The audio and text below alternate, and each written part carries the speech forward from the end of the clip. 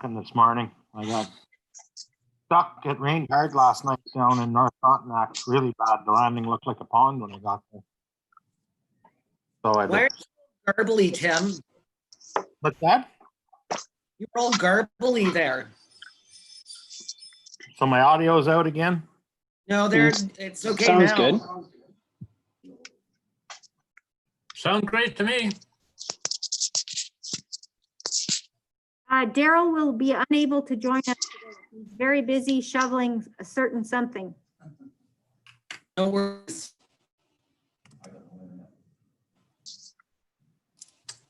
One of us can give us a report. Everything's working well. Excellent. Yeah. So I'm just gonna wait another few seconds. It's not quite 1:30 yet. Okay.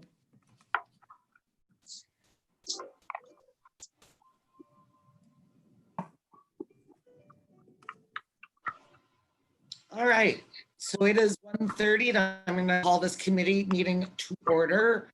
It is July 14th. Are there any additions to the agenda this afternoon? Yes, Merv. Yes, I'd like to speak about the museum wall. The museum wall. The wall behind the museum. Okay. So we will, CN rail line. okay. And I'd like a closed session, identified individual. Okay.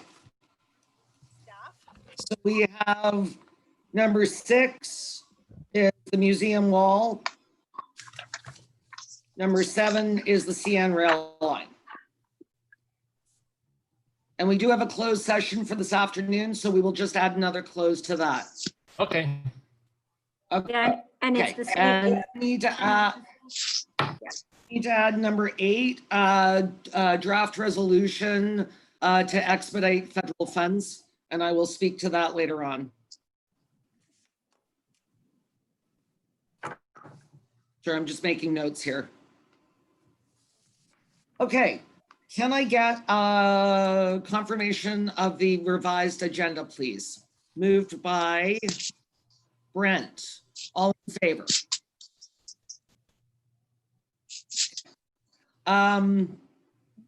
Is there any pecuniary interest or the general nature thereof? Yes, Merv. No, I'm sorry. Okay, you're good? Okay, can I get an approval of the minutes of our committee meeting held on June 16th, please? Moved by Brent. Any errors or omissions? Seeing none, all those in favor? Okay. And now we do have a delegation. Welcome, Ryan Leonard, from the general manager, head coach of the Timberwolves. And I believe that Annette is going to share her screen so that we can see the PowerPoint that Ryan sent to us. Hi, Ryan, welcome. Hey, guys. All right, so Annette, if you could share the PowerPoint, that would be wonderful. And working on that. And Ryan, once that's up, I'm going to turn it over to you. That'd be great. Perfect. Thanks. There you go. You can see that, great. Yeah, I'm gonna go dark here because I can see myself and it's. All right, Ryan, you go ahead. Hey, guys. Just want to introduce myself. My name's Ryan Leonard. I'm the partial owner here of the Renfrew Wolves Junior A Hockey Club, the new Junior A team in Renfrew. Originally from Sault Ste. Marie, Ontario. Owned Junior A hockey teams for the last 14 years in the Northern Ontario Junior A Hockey League. The reason for our whole presentation here today is that Renfrew Junior B Timberwolves have been around a long time, 43 years in existence here in Renfrew, Ontario, and just happened to be my partner and I. We just bought the whole franchise, which is the Canada Lasers, and which came with the Junior B Timberwolves team here in Renfrew, and we're moving the Canada Lasers to Renfrew, Ontario, which is going to be the home to the new Junior A team, and we were going to move the Junior B team out in the area. Originally, the league really wanted us to move into Cobden, Ontario, because the junior B team there was supposed to go to Petawawa starting this year, but there was some complications. That's not stuff that's out of I really shouldn't be talking about. I really don't know enough about it, but anyways, they're not allowed to move to Petawawa.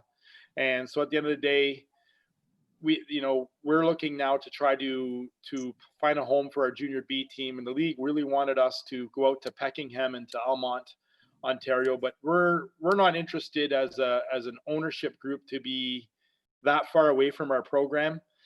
We want to be able to be somewhere close to Renfrew. That way we have a working relationship with our affiliate team, with our players going back and forth, being able to do a lot of community initiatives between the two teams and the communities. So in doing my homework around here, a lot of people were talking about Eganville. And so I ended up reaching out. I think it's to Kevin McGrath is who I reached out originally. Do I got the name right, Jeanette? Is that your Park and Recs guy, Kevin? You got Kevin's name right. Yeah. Yeah. Okay. Sorry. Yep. There you go. So anyways, we got, so we were, We're renaming Annette. Now you're gonna- sorry, Annette, Jeanette, sorry, Annette. So we got working with Kevin a little bit with communications back and forth. And I had to do some lobbying with the Junior B League to see if there'd be any appetite being able to allow us to move out to Eganville, because it's going to add a lot of travel for the Eastern teams part of the league. And doing some lobbying, the guys seem to be on the same page. So they told me to go and do my homework and see if the community of Eganville and the region out there would be interested in hosting a Junior B team. And myself doing the leg work in the last month since I moved up to Renfrew. Eganville's never had a Junior B hockey club or junior hockey club. It's one of the only communities actually in that area that hasn't had the junior name yet at any time. So when I went and took the tour a week ago, my wife and I went up to Eganville and met with Annette and Kevin, and very surprised in the facility. When you drive up to the facility, I was like, oh, I don't know if that's, on the outside, I'm like, I'm not sure if that's going to be big enough for a junior hockey team. But when you go in the rink, it's big, it's bright, it's new, it's fresh. It actually got me excited again, especially being from Northern Ontario and seeing a lot of Northern Ontario rinks. It just brought back a lot of memories. I thought this is going to be a great fit if the community is open to maybe having some new community excitement, some new pride, something to do in the wintertime. And so this is where we are today, and we just kind of want to make a presentation. Our original conversations with Kevin, where we just wanted to come and play 14 of our 22 games in Eganville. And that's kind of what he was looking at also, because the ice is so booked up in your small community. But, we really expressed to Annette and Kevin last week that we really want to be part of the community. We just don't want to be coming there and using ice. We want to be involved in the community. We want it to be a community vision, a community team. And if we can practice there and play all of our games there and be, an Eganville area team in the community more than just coming in and out, that's more or less what we'd want more than anything. So that way it's a good working relationship for both the communities. So, and that's where we're at right now. So we're going to go here and talk about when we go to the whole, I guess when we start at the top there, can we go back to that first page? What it would take to have a junior B team there. So when we're looking at, this is what, the whole idea to name this team, we were going to call it the Valley Timberwolves. That way we have, Bonnechere Valley, you've got Renfrew County, you got the Ottawa Valley. I think we're being safe by using the Valley Timberwolves. So that's kind of what we wanted to call the team. We're looking at 10 to 12 players from Ontario moving into the community, finding billet homes, being part of the community full-time for 7-8 months a year of the season. At the same time, the spin-off in the community, it's not as high as a junior A team would be, but you're still looking at a spin-off in the community. If you had to, factor in the gas of parents having their kids' cars in the community while they live there, costs of repairs, the kids going to Subway every day that live there, in and out of Subway, the Tim Hortons, the parents coming to visit, you can't really put a dollar amount on that kind of stuff with having people in and out of your community. But if I had to say, you're probably a junior B hockey team would probably bring anywhere in excess between $200,000, $300,000 into the community a year once everything was paid in regards to ice and all the other stuff that goes on, the groceries with the players being billeted in the homes. The families have to buy groceries, which they would be subsidized for by the players, etc. So there is a benefit of having a junior program in the community.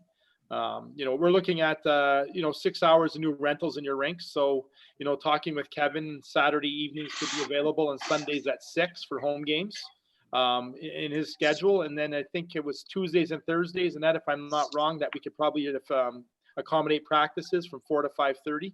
Was it Tuesday, Thursdays? I think that's what That's Kevin right, had yeah. said, yeah. Okay, perfect. So, and that just happened to be kind of end of our conversation leaving there. And we're like, oh, problem solved, because that's kind of when we were looking to have practices anyways, because that was kind of our worry, is when can we get a practice in? So, we're looking at, the Tuesdays and Thursdays would look great. Like I said, we want to kind of make this work with the junior A team at the same time, so as an affiliate. So we'd probably use more of the Sunday at 6 o'clock. It would probably be our first preference for home games. That way our junior A games are usually Saturday nights in Renfrew, and then the junior B games would be Sunday night in Eganville as the main night. And then the secondary night would be the Saturday night, depending what teams we're playing and if they're not already playing at home. So the hours of ice time, I think it sounded like it would work in our discussions there.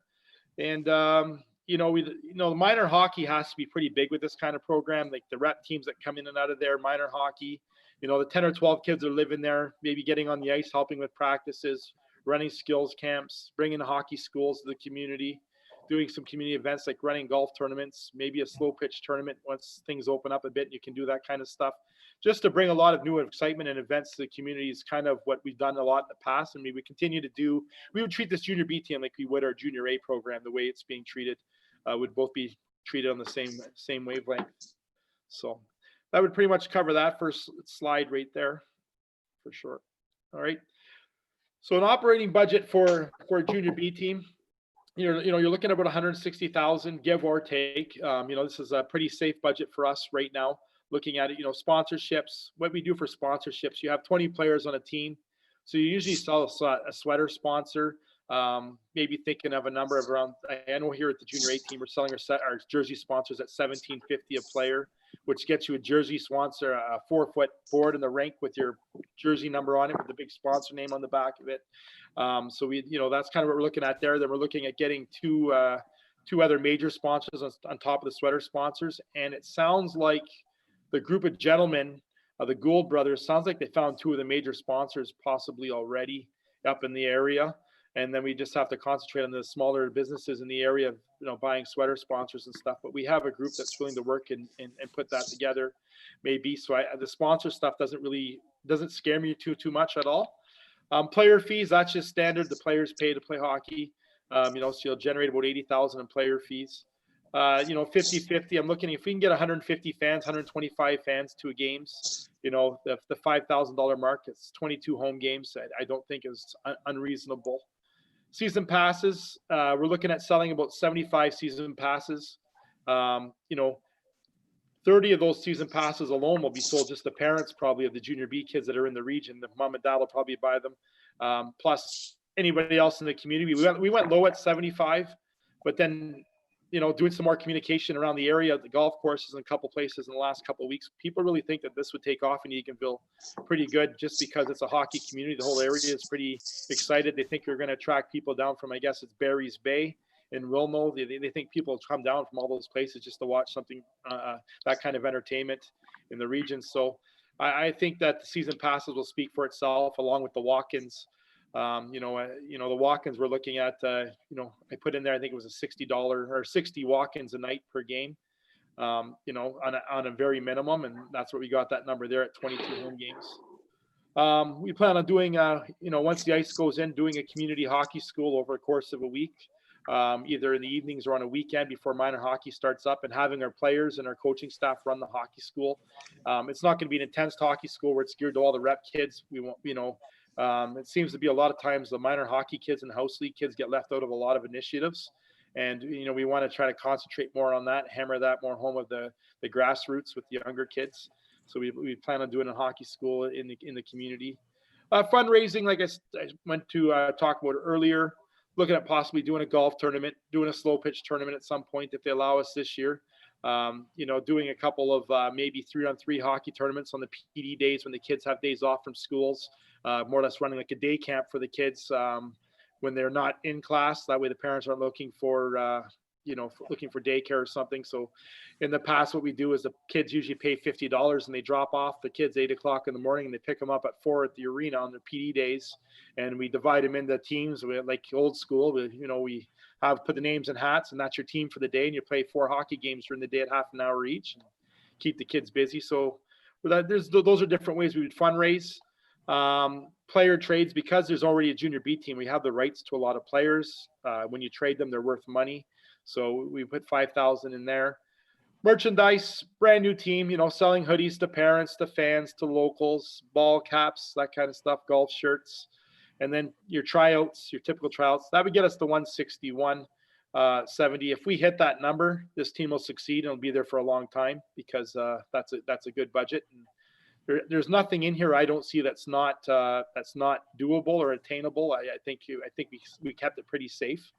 So if we can go to the expense side of things, this is what the expenses look like.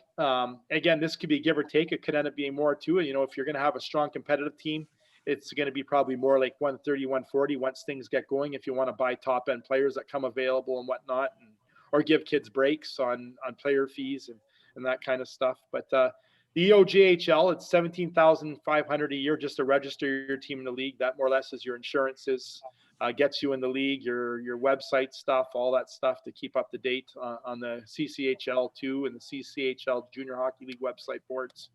$17,500 of ice rentals over the course of the winter. Bus, travel, meals, you're looking at about $20,000 for the year. That would probably be a lot higher, but we do own our own 56 passenger highway coach bus. So, that number there would probably be closer to 45, 50 grand if we had to do bus rentals for all 22 games. But we were able to keep that a little bit lower because, like I said, because we own our own bus. The staff is 20,000. The head coach gets 10, and then he divides the other 10 the way he wants to with his assistant coaches, trainers, etc. The recruiting part of it, 2,500, and that's more or less anytime you sign a player, you've got to pay minor hockey fees to minor hockey or to the branches or whatnot. There's administration fees in there, so that's there. Advertising, you want to get on the radio stations, you want to buy advertising newspapers. Probably want to put a billboard up around the community somewhere showing when the home games are. So let's say there's a game on Sunday night. The next morning on Monday, we'll put a date on a billboard and the next home game versus who and have that up in the community somewhere. So that's kind of the advertising ideas. The equipment, we supply helmets, gloves, sticks to the players, their practice gear, whatnot. The referees, the 5,000, that's just the travel expenses it's going to cost because you've got to pay the mileage. I should have said in the EOJHL, the first fee there's $17,500. That also includes referee fees. The rest fee at the bottom, that's just the mileage part of it that we pay.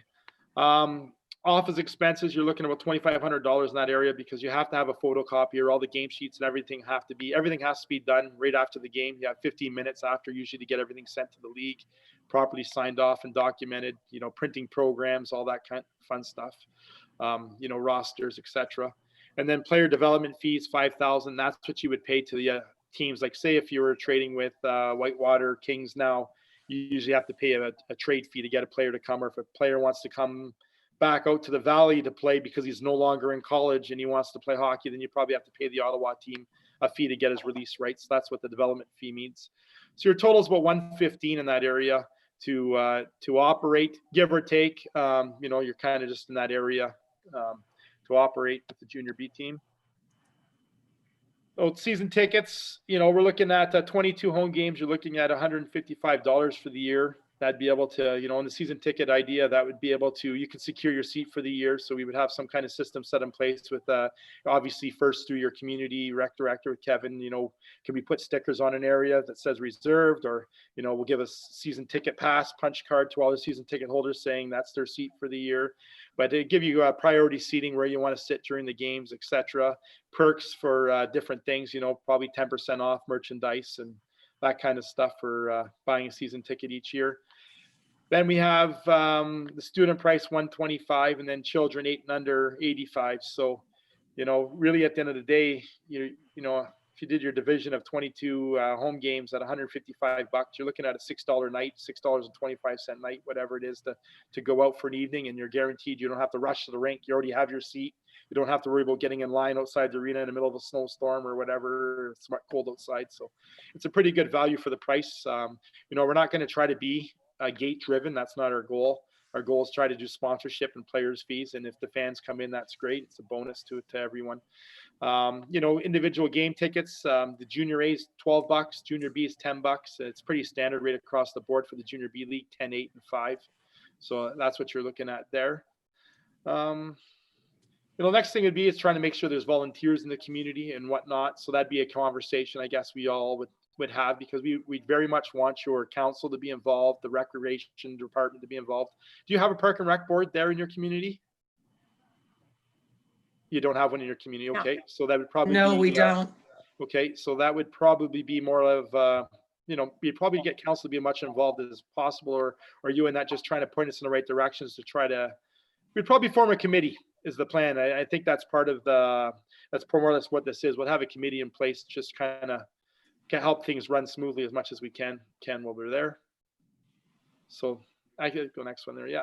Billets. So billets, they get $475 a month. So $450 goes to the family and $25 goes to the billet coordinator. The billet coordinator's job is to make sure on the first of each month, the billet families are paid their money on time. In junior hockey, sometimes kids used to, back in the day, it'd be 10, 15 days, families still waiting for money. So now what we do is we put it in the billet coordinator's hands. She collects the $475 in checks. She pays the billets, and then 25 goes to her to make sure she's paying the billets and doing checks monthly with the families and doing extra checks during the week and whatnot, making sure kids are following curfews and following the rules of the house, and doing a house visit once a month just to make sure the kids are keeping the rooms clean and there's no problems within the family. So that would be that there. Like I said, we need homes for probably up to 12 players. Coaching staff, technically the Hockey Canada coaches aren't supposed to have players live in their homes. If they do, you have to make written permission to make sure there's certain standards in place. Billet families, we give special perks on special events, and also be given one billet pass per family to go to the hockey game for free. And then a team picture at the end of the year in a plaque, just thanking them each season for helping out in the community. And then this is going back to the board of directors stuff. This is kind of what we'd be looking for in the community, trying to fill all these roles. And we're hoping that you as council and can help us maybe help fill these roles in the community and kind of put us in the right direction of people who to contact and who we think would be good fits for a lot of these positions. And sorry, Kevin, I had to volunteer you on here just because we think it's important that you'd be part of this for sure in somewhat, because you'll be dealing with us mostly on a regular basis, I'm sure. So. And and this, what are we looking for you guys? Like I said, we're looking for the practice time, and we want to be at minor hockey rate. That's what we've negotiated everywhere else we've been, especially for the times we're going to come in from 4 to 5:30. We have no problem paying the higher rate for game nights, because that means there's more work to be done on game nights, cleaning up and all that fun stuff in the rink. We need to, one thing we did not really talk about too much, and that I never thought it till we got here, but we need somewhere it's a mandatory thing for junior hockey, is there needs to be some kind of space where there's an office for the coaching staff when they conduct meetings or have people come from the public or whatnot to talk. You're not allowed to talk with players in front of players and all that fun. There's all kinds of stipulations, and that kind of slipped my mind when we had our meeting there. So I'm just trying to vision where we can find somewhere in the rink. I don't know where that can take place. Somewhere just for a storage area for our trainer stuff and our jerseys, and advertising opportunities to put those sweater boards up in a couple of our major sponsors that we can get on board to help sponsor the hockey club. We're looking at a minimum of a 2-year contract. I'd be willing to do 5 like I do for the junior A team here too at the same time. So, there's a commitment to the community. It's just at the same time, we just don't know how this is going to work. It's going to be the first time you guys exploring junior hockey. It'll be the first time for us up there. So I thought 2 would be safe just to make sure it works, with the option of 5, maybe at the end after 2, if things are working good. But it's, I don't want you guys thinking we're just coming in here for 1 year and out, because there's going to be all those rumors, because I know Cobden really bad wants this hockey club to the point where they've denied the junior B team a contract as of right now still, because they're trying to get us in there, but it's just not going to be, it's nothing against the community there. We're asking for a lot of trouble and creating a lot of problems if we even look at that angle. So we're just trying to find a home to stay. And once we're there and settled, we don't have to do this all over again. So, and you know, and the ability to partner with groups, you know, in different initiatives in the community, and that's pretty much, you know, for us, that'd be our whole goals: communication and working with the community. And that's pretty much part of our. That's the end of our presentation. Thank you, Ryan. That was very comprehensive. Okay, so I guess I'm going to open this up to council for their questions, and I have a couple of questions of my own. Sure. Okay, guys, what do you think? Merv? Yeah, I think it'll be exciting for Eganville if we have the room and can pull it off. I presume all of the players will be high school age. I assume they're going to Apiango for high school. You'll have probably, it'll probably be a mixture of half and half. Half will be in school and half will be out of school and go take an online classes. So what happens here, we'll end up placing a lot of 18-year-olds too. And just the way school is now, there's kids done high school at 17 years old. It's getting younger all the time. And some kids aren't ready to go to college yet at 17, 18 years old. So a lot of kids now will take a year off or 2 off. And so you're going to probably have a mixture of half in high school, half not, out of the 20-man, 21-man roster. What about what happens if we get into the playoffs for ice time? Okay, so playoffs are always usually done by the end of April at the very latest. That's if you made it to league championship. From what I understand, your ice is in there anyways till April, is it not, Kevin? No, it isn't. No, okay, Usually when is it? Usually it's the end of March.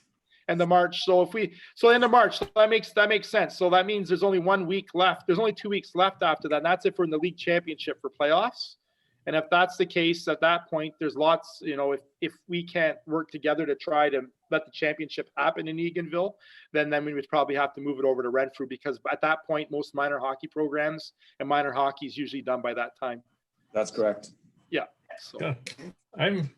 I'm really excited about this. I think it'd be nice for Eganville if we can pull it off. And I'm glad to hear about a junior A team in Renfrew. I'll have to confess, the last junior A hockey I watched was when Orr and Cashman were playing for the Generals. There you go. Good. Does anybody else have anything for Ryan? Okay, Kev, my internet connection is unstable. Can everybody still hear me? Okay. Kevin, I guess one of the things that I noted when I looked at the presentation before was definitely that dedicated coach's office. Do you have anywhere that you can accommodate this ask? Well, it's something that we'll have to take a seriously look at it and see what I can do. I'm not ruling it out, absolutely not, but we'll see what we can do. To me, that seems to be the biggest obstacle in what this organization needs from us. You know, I'm on the same page as Merv. I think this is very exciting. I think that through all of our contacts, we can get it out on social media about billeting the kids. And, you know, I know Jack has tons of room in his house.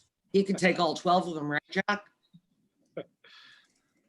Yeah, I have six bedrooms, so I can fit some in there. So, and Ryan, I'm sure that one of us or a few of us will step up. I'm like 5'2" and about 120 pounds, so I'm a shoe-in for security. There you go. There you go. I thought you were going to try out for goalie. We got to keep those, that exactly. we got to keep those kids out of the lobbies.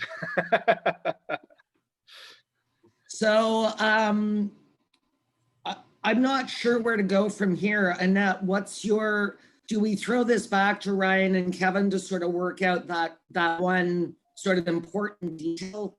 And Yes. if that's the case, does anybody on council have an objection to this or a concern?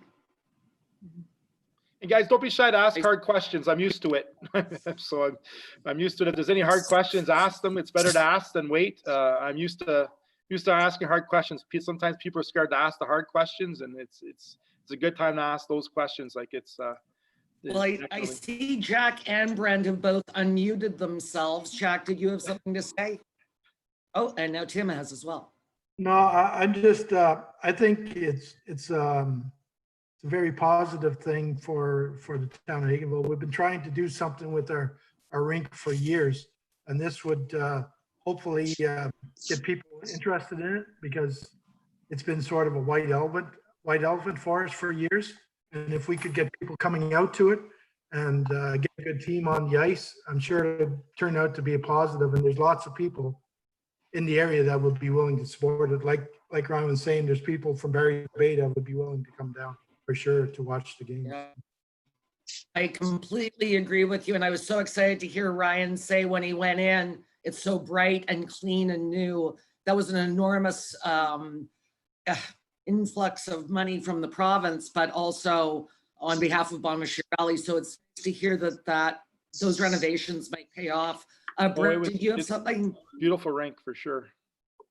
Oh no, I was just gonna say I think it's definitely be exciting for the community and stuff, especially 16 to 21-year-olds. They're definitely gonna be engaged in the community pertaining to 3-on-3 tournaments, ball diamonds fundraising. It's definitely no. I think it's all positives in all fairness, and I think you and Kevin should be able to figure out in that where you can put the office or figure that. I think that's a small detail. If we have to throw a couple 2x6 balls up, I think we can kind of get it done.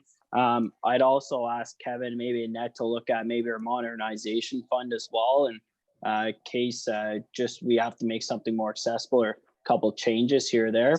But no, I think it's a very big positive for our community. I think our arena's definitely been needing it for years. Ryan, just to explain, just to more the public, could you just explain like the billeting process, just so if people are kind of getting motivated, kind of maybe they're interested in, just explain that and how people can do it, and really what the conditions are for it, just to help get some more engagement from the population. Okay. For sure, yeah. So for the billeting, it's the way it works is the player would come and live in your home. Obviously, right now with this COVID-19 stuff going on, all of our players would be required to be tested prior to going into the home to make sure that they don't have COVID-19 and they're clear. The one thing that we want to make sure the billets would know is that there's always an assumption that you have to make sure that you're responsible to get these kids everywhere. But that's not the case. The kids are, they're 16, 17, 18, 19 years old. And today's day and age, these 17, 18-year-olds drive nicer cars than all of us drive. So yeah, I don't know how they manage to do it, but they do it. And so they'll find their own ways to the rink. So the money that they're putting up is the $450 more or less. It's just, people got to understand as billets, you're not making money at this. You know, you guys all know what it costs to feed a teenage boy or a teenage kid. It's not cheap.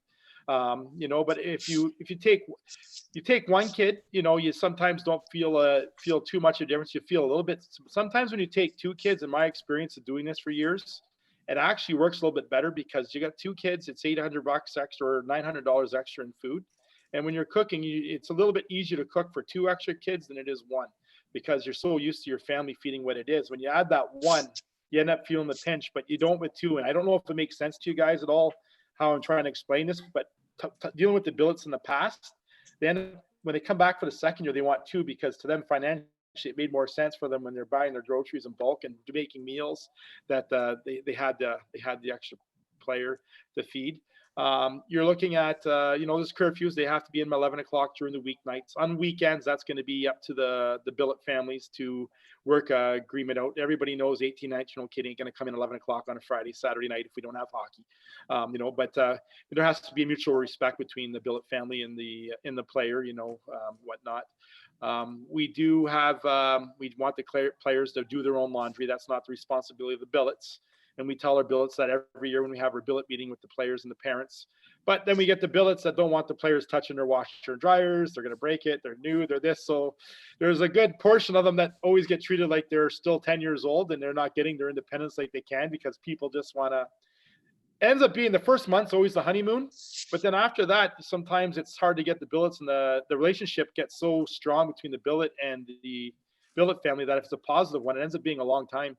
It's a good experience that way. If you got kids, it's the best thing ever. You know, the young kids just adore the hockey players, and it's something exciting. It brings a new, you know, a lot of people I've dealt with. My wife and I actually had to do it a couple of times just because, you know, being owners, we didn't have enough billets, and I've been up in Cochrane for the last 6 years, and we had to billet 25 kids in billet homes in a community of 5,000 people was a bit of a struggle. And so we've had to do it. And, you know, just the rejuvenation in the home itself, it brings a little bit more livelihood to the house, just creates a new atmosphere, and it's fun. But sometimes it gets stale and old too, but you got to find that happy medium that this player is going to leave at some time. He's in hockey, he could be there 3 months, he could be there 3 years. It's, and you just gotta, you gotta be prepared for that part of it, because you get so attached to these kids, and, it's tough. It's sometimes tough for the families, and it's, you got another son and all of a sudden he's gone, and am I going to see him again? So you got to watch that relationship part, how close and, you get and not get, and you got to find a way to make sure you got to keep it professional. You can't get involved with the hockey. You got to be there to be a shoulder to listen to. But, kids are going to go back home and they're going to be angry. They're going to be angry about the coach. They're going to be angry about their teammates, or they're going to be whatever. They might vent on you, but you don't want to get too involved or too focused on that. It's just a venting place for them. No different than your wife or your husband comes home from work and they want to vent, but it is what it is. But I wouldn't expect the billets to be going to the coaching staff or to the board. That's up to the player at that age to, if there's issues. But if there's major issues, and of course like abuse issues or whatever, then we definitely need to hear it. But you're just more or less like a soundboard for these young men while they're in your community. And eventually you might have 15, 20 kids living there. It depends how many kids we get interested. I know that there's not a lot of opportunity up north in Northern Ontario. So you might get kids from Thunder Bay. We might be getting kids from Sault Ste. Marie, Wawa. There's only junior A hockey up there. They don't have junior C. They don't got junior B. It's just junior A. If you don't make it, you don't play. So that's why I'm kind of excited being a Northern boy, maybe trying to give some more kids some opportunities up this way and get them out of the North and get them experience another way of life, because some of them never been out of their small communities at 16, 17 years old. So. All right. Thank you for that, Ryan. Go ahead, Tim.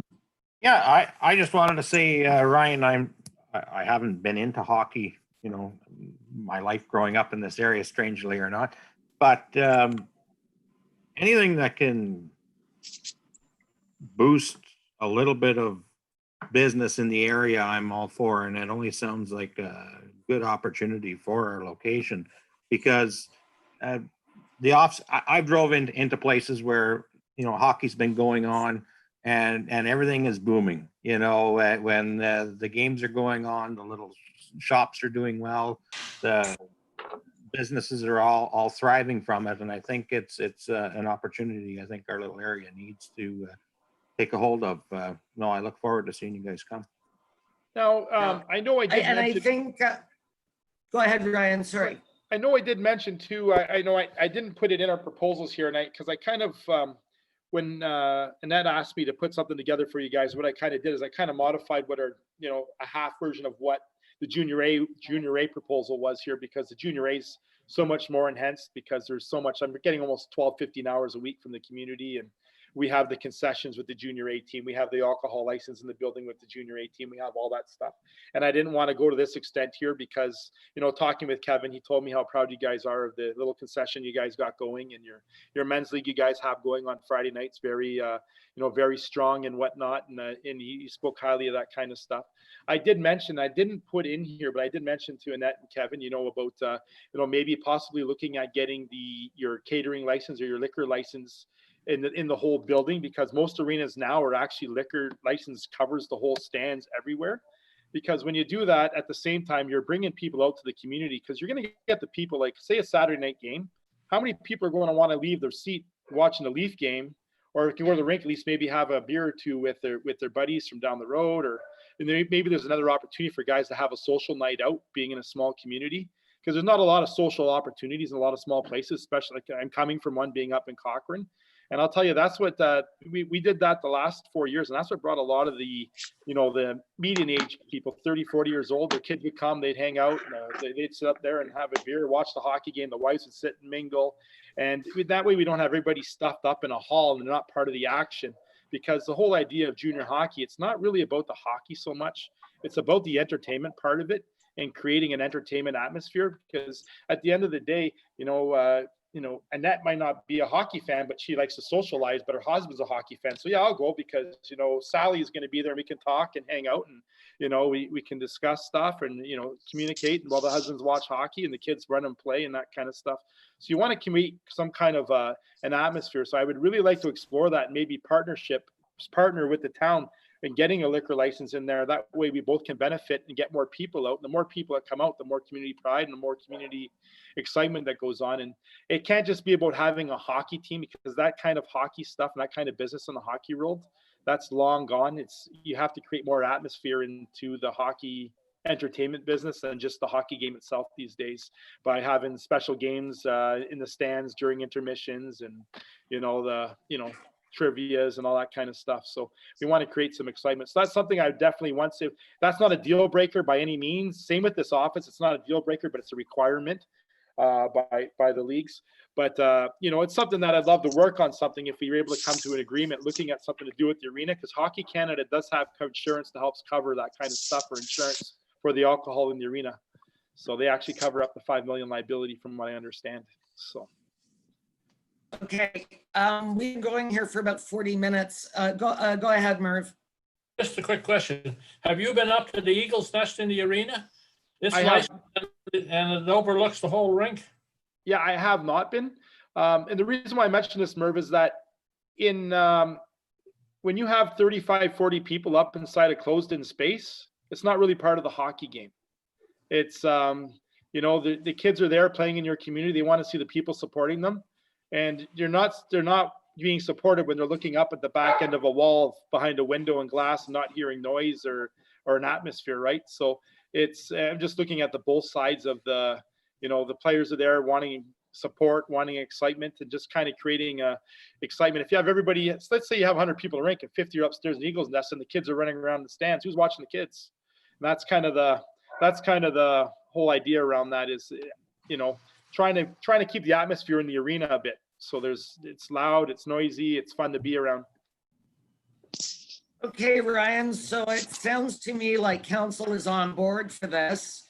Very exciting. So I think what we'll do is we'll let you and Kevin sort out the details. Yep. And thank you so much. No problem. And then for our steps here, we just have to, once you guys are on board for sure, and by the sounds of we are, I have to provide this to the Eastern Ontario Junior B Hockey League. And then they got to bring that to a vote, and that would be the step. But, like I said, we'd be more happy to create this relationship with you guys. Being in Renfrew here, it's a short drive, and I think it's going to work out great. So it's fantastic. Thank you so much. Ryan, have you had heard any start date yet for? So yes. Any dates out there? Yeah, so we actually had our Junior A hockey meeting yesterday. That was yesterday morning before even stage 2 was announced. So we're starting our Junior A schedule for October 1st. So I'm assuming, and I shouldn't assume, but if Junior A hockey starting October 1st with games, that Junior B will start at the same time. And kind of what I'm hearing about minor hockey, because I was talking with Dustin Hoffman, who's the president out there with and they haven't had their vote on it yet, but they're in the wavelength right now that minor hockey for rep tryouts and rep teams is going to be in September, and games also starting in October. So they're kind of a month behind, but not too far behind. Everything's kind of 4 weeks, 3-4 weeks behind. So okay. As long as everything goes the way it's going. If you see a setback, and who knows what can happen. It's just it's a terrible year for me to start a Junior A team and a Junior B team, but it is what it is. So I bought it before it happened. So I'm going to a meeting on Thursday with all the creation correct up in Pembroke. So we may hear more from that time. But up until that time, it's up in the air right now. Yeah, no, for sure. You got to vote for Renfrew to open their rink. Because I heard they're only going to open 1 or 2 rinks in the municipalities. That's kind of the goal right now until things open up. And so we're hoping it's Renfrew because we have lots of ice booked. We have 3 weeks of hockey skills booked. So. All right, Ryan. Thank you so much. Thank you, guys. Hopefully we'll all be in touch again. Thanks. Thanks. Okay, you're up, Kevin. This is very exciting. And apparently Brent's willing to go and put up a couple of 2x6 walls. Everybody else hear that? Everybody Sure. heard that, right? Sure, why not? All right. Photocopy on the So we're running a little bit. photocopy on the telephone. We're running a little behind here. Since Jason hasn't logged on yet, and Kevin's there, do you want to do Kevin's report now? Yeah, Jason's gonna be a little bit late. So Daryl's out, Okay. Jason's late. We're almost right on time for Kevin. So this worked out. That's good. Okay, so Daryl's, obviously Daryl's report is what it is. Everything's good, everything's operation. So yeah, let's move on to Kevin. Okay. Kevin, Do you want to stay fresh on this conversation, on this junior B? Continue on. if you want, yeah. Yeah. Go ahead. Just, while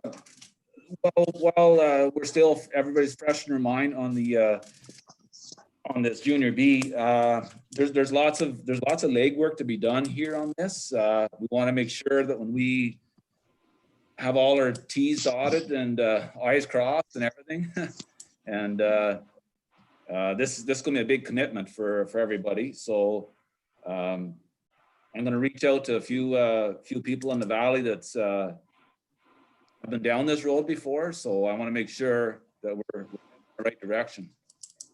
Kevin, what do you need from us?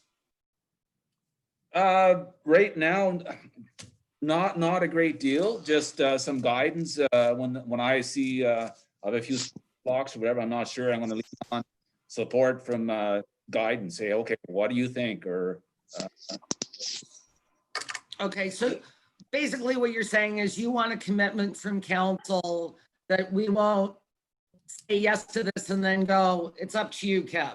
yeah, no, it's, yeah, like that, and that's the thing, because it's this is going to be a community event when this gets rolling. And talking about that liquor license, my personal opinion with that is, and that council can decide, is I'd like to leave it just an eagle's nest for now. For the first year, like, you know, we'll see how this unravels, but I don't feel comfortable with that right now.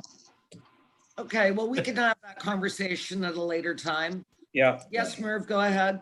If need be, Kevin, it shouldn't cost too much to put up a little sound system in the eagle's nest so that you have the whistle of the referee and whatever, they can listen to it up there. True. And the thing was with that, like in the men's league, there's room for about 25 people across the glass for VHL. That's what we have upstairs. So I get what he's saying. You're kind of out of the whole passion and the noise on the ice, but lots of people sit upstairs and watch the game too. So, anyways. Okay, Jack, you had your hand up, I think.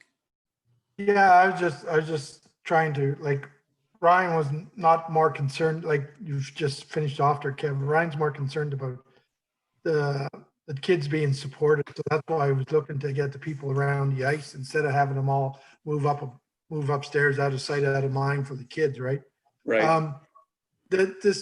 The liquor license thing, I don't think it's going to be as complicated as you think it's going to be. So I would, until we looked into it, I would refrain from just saying we're not interested in doing it, because I think it's something that we can cross and see where we're at. It's just a matter of you need the appropriate people around to be going around and monitoring. That's all, Kevin, you know. Well, and that's why they're asking for security, right? Yeah, That's that's right. Asset. Go ahead, Tim. So what is your concerns there, Kevin, regarding, like, what's the downfall? Explain it to me. This is new to me. It's Forgive me. I'm not a hockey guy. I never have been. And, but I do know what it's like going to different places, but what's the difference, or what's the drawback on your end to have somebody having a beer while they're watching their kid play from the stand? well, the thing is, it's one thing is when you have it in one location, and you got to just look after that. I know in other junior spots they do have alcohol at the facilities, but it's in a guarded area or a roped off area. Having beer in the stands, I don't know about that one. Up in Pembroke, the junior A, yes, they have the far end, and there's a second, like there's an area where it's roped off, and you have to drink it there. You can't bring it out past that. So could we not have a certain section in the arena itself that allows it, like, you know, down on the stand, like this much of like the seating is allowed to consume? Yeah. I'm just asking, because if that's going to be a draw to bring more people as it goes for a season pass holder or something, we want to make sure that if we're going to go forward with something, that we give the opportunity to everybody in Eganville and Bonnechere Valley, right, guys? Because we want to make sure that if this is going to fly, we want to make sure that everybody prospers from such a big commitment on our. Yeah. I agree with you, actually, Tim. I think that I think that we could modify something on the stands. And Ryan did just indicate that, you know, the insurance covers also the liquor aspect. So I want to throw the baby with the bathwater, and I agree with what Jack just said as well. This is about the players hearing the crowd, not necessarily the crowd hearing the ref blow the whistle or, you know, call a penalty or whatever. I don't want to discount this at this time. Sorry, Merv, I saw your hand up. Yeah. No, the other thing that I see, if you're going to get into alcohol, you're going to have to create a separate bar. You can't sell it from the canteen unless you have people over 18 working the canteen, because people under 18 can't sell alcoholic beverages. You're into a schmozzle there.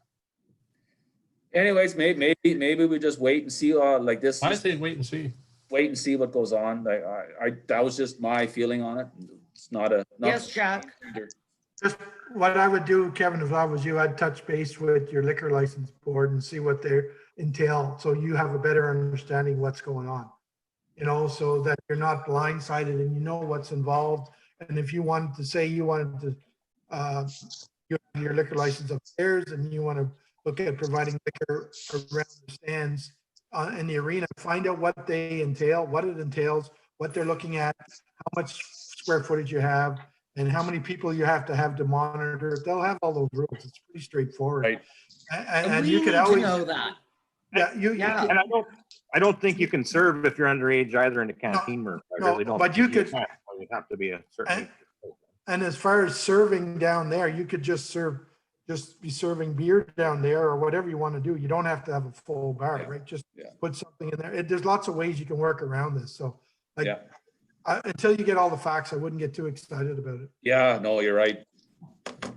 Yeah, and we need to know, right? So I think that there's a lot of research to be done in regards to this entire endeavor. I think that we're all excited about it, but I do get what Kevin's saying is that, you know, this is not just a hockey tournament. This is a really big commitment and a big deal. And you saw the list of positions that they need. So I don't know which counselor wants to step up and be on that board.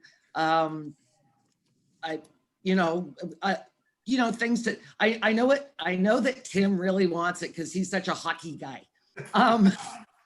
Like I was gonna say, I couldn't even tell you what a puck looks like. So I'd have no problem sitting on it if we needed someone too. Like and I would as well. Yeah, and same for Kevin. Like for example, like when you're walking through all the meetings and stuff, like we don't want to feel like you're the only person. Like if you need support or help from council, just let us know. If you want, say 2 members of council there for a meeting with Ryan as well to help walk through. Like, hey, sometimes it's not bad to just ask for a couple members to be there as well to support you. Yeah, I'm happy to sit on it as well. Go ahead, Merv. Yeah, we could be also groundbreaking. What we could sell out of the canteen is non-alcoholic beer. I know for serious beer drinkers, they wouldn't be too happy, but that stuff doesn't taste half bad. I have no idea what you're talking about. That's like non-alcoholic wine, Merv. I don't know what that is. I think you use it for cooking.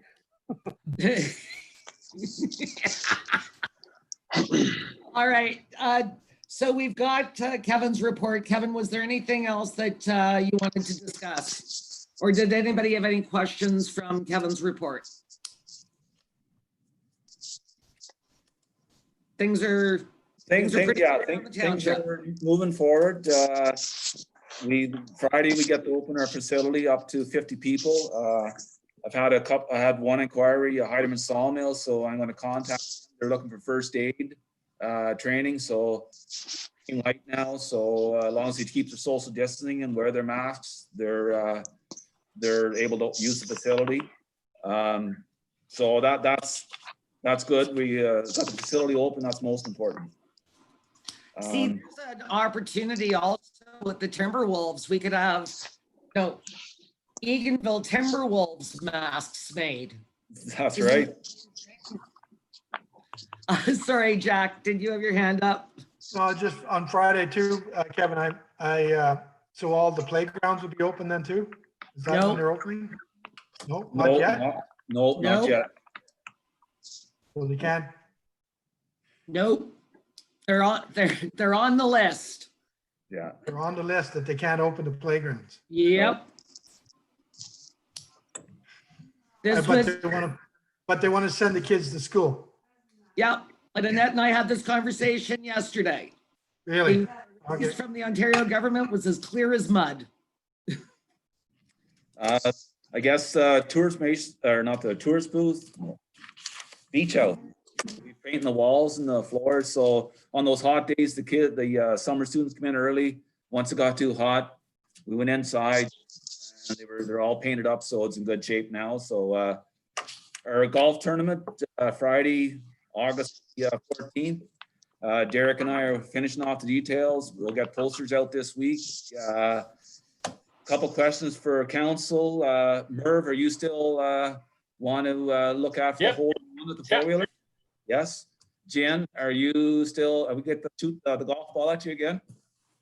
I'm sorry, Kev, what did you say? Are you going to be a target on the course again? Yeah, go ahead. I don't care. Oh, that's entirely up to yourself. No, to answer your question, Kevin, I will not be the target. The life-size frame of me will be the target. Okay. Yes, Tim, go ahead. I just want to let everybody know I'm less educated in golf than I am in hockey.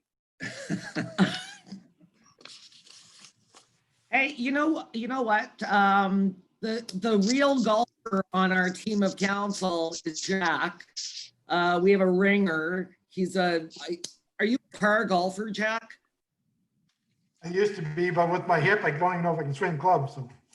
Oh, no. No, All right, well, I would just say, if council can just be there. What I've traditionally done is driven around in a golf cart and taken photos of people and thanked them for being there. And, if we have any swag to give out, that kind of thing. Obviously, this is going to be a bit of a different, I guess our meal will be outside, Kev. Yeah, it's totally different this year. Derek's up to 100 people outside, and the thing is, we're going to pre-register at the municipal office. Everything's going to be done here prior to the golf day, and Okay. we have to get everybody's email, phone number for tracking. So, anyways, It's a whole new world. One other question there. One thing I did notice in some of the stipulations on the 100 and the 50s, that staff weren't counted in part of the number. So would you, Kevin, and the organizers be part of the count as running the show, or would you, because they said staff is not counted, right? So how does that work? Like, would it be 110, 120 if there's 20 people organizing it? I'm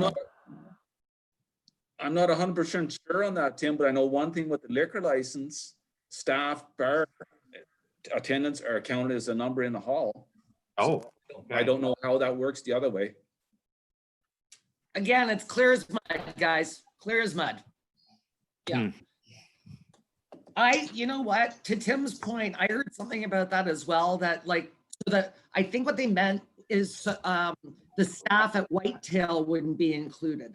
that are like at restaurants, you don't count your waiters, your Yeah. waitresses and stuff. And that's where I was getting at with this outside event. I didn't know, or is anybody going to be, anyway, just a Yeah. question. No, I'm not sure on that one at all. Good times. Yeah. All right. Does anybody have anything else for Kevin? All right. Thanks, Kev. We'll look forward to hearing all about the Timberwolves and where we're going with this. One other thing too is the beaver tails. Dana sent that Oh, out, right. the Right. tourist information booth. Yes. Okay. Here is my issue with this. And some of council wasn't on council at the time, but we actually denied that request of a couple of vendors, including Street Meat and I believe the Eganville's Finest Ice Cream. So I'm not sure what to do because we've said no in the past. So, yeah, and it's because there's no festivals or anything for them to run out of. But if we've said no in the past, we've either got to make a change and we're willing to say yes to everybody, or we maybe have to just put them in touch with somebody else. Another, like they can do it on private, because I know in Renfrew, they did it at the Home Hardware there, right? So I don't know whether they should touch base with Rio and look at their parking lot across the street, or there may be other businesses, Conway's Pharmacy maybe has parking, I don't know. So there might be, maybe that's what we say to them is unfortunately we've denied that, this is not something we're willing to support, and they can touch base with the local business. Or if we're willing to support it, yeah, I think then at that point you're almost, it's only 3 days. So if all the businesses wanted to, like if Fresh Mart wanted to sell Chelsea buns there for 3 days, is that an issue? I don't know. I'm just putting it out to council because we have denied at least 2 people that parking lot. Go ahead, Tim. Okay. So my question is, and I wasn't on council, why were they denied?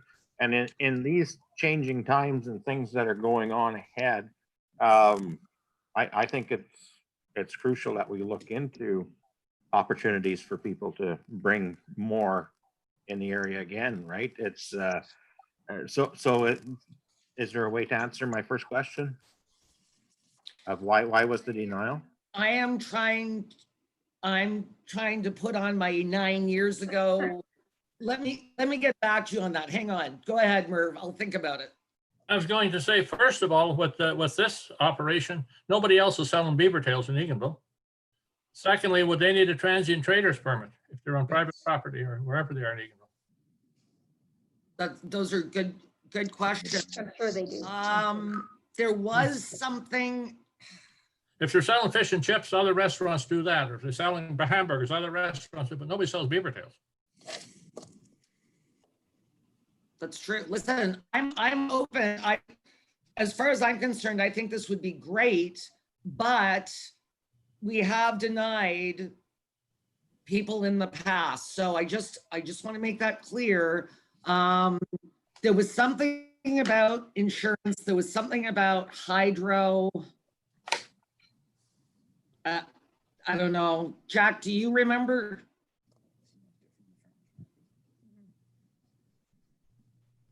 I remember there was a kerfluffle a few years ago, but I don't recall what it's about, and regrettably, Steve isn't here to explain it. I don't really recall what it was, Jen. I can't recall. I don't know. It might have been because there was another location selling the same item. I can't really recall. I think And that's they what, were bricks and mortar and Yeah. paying property tax. yeah. I think it had to do with there was another. I was gonna say, no, I absolutely love beaver tails. So just from going to the canal in Ottawa, so I don't want to be biased like that. But no, end of the day, I don't really see, like, I think we have to have the conversation more. Do we want to have the ability to rent out our public parking spots to businesses that say want to set up, say, like a beaver tails for a weekend, or say someone wants to set up like a, I don't know, mobile ice cream shop or something else? Like, I think really it's more just putting out to public. If we do it for one, we have to open ourselves up to, hey, do we have a designated 3 spots that people can pre-book for weekends at a time? Maybe it's something worthwhile to ask. If that it's just something to look at. Is their daily rate, especially if they're going to donate to the Eganville Food Bank? I So know. it's something I'm open for. Like just figure out a set rate. And I think it's a positive for our town. Absolutely. There's, as a weekend day trip with the kids, let's go to Beaver Tails and kill a loo, right? It's something to do. You spend your money in that community. And I mean, we really as a council have to look at trying to get that mentality coming into Bonnechere Valley. I want people to say, look, I want to drop my hard-earned money in Bonnechere Valley. I want to support that community. I want to help them out. And the more we can do without hurting the businesses here, of course, but we definitely have to keep that in our minds, guys. I believe into getting that aspect out into the public, right? Like bring them here and keep them here. Go ahead, Annette. So you had 2 points, Tim. Number one, we are in a different time. But number two, it is incredible to me how many people drive to Killaloe for Beaver Tails. And I guarantee you, Brent Patrick is one of them. No, I haven't gone, but Reagan will love one in Eganville. I'll say that. Go ahead, Annette. Thank you. The only thing I would point out is that it is only a 3-day. It's not like a permanent, they're not coming every weekend, they're not there all summer. It's a 3-day fundraiser and a portion of the proceeds go to the food bank. So it is a little bit different. So. Go ahead, and that's why I said maybe the easiest way forward is to figure out almost what a daily rental rate would be, and then just ensure that gets paid to the food bank, obviously as payment for it. And if say, for example, if other business or other people want to do it as well and they're overlapping on weekends, us as a municipality, just maybe we're willing to drop a porta potty off at another private parking lot or something. Like I think there's lots of ways to get around it, but I think this would be, hey, let's do it and then see what happens afterwards, and see maybe there's more businesses that want to come out here. I have friends that drive from Toronto to get to their cottage in Lake St. Peter, and they come to Eganville, and they have for the last 30 years to get the Fresh Mart Chelsea buns. And they've been doing that for 30 years. Like, that's what I'm saying is, like, people will stop in our town, and this is another way to get people to stop, go to Centennial Park, go around. I think it's exciting. When I was a kid, my parents actually planned the timing of our trip to the farmhouse in Osceola to make sure that when we came through Eganville, the Fresh Mart was open.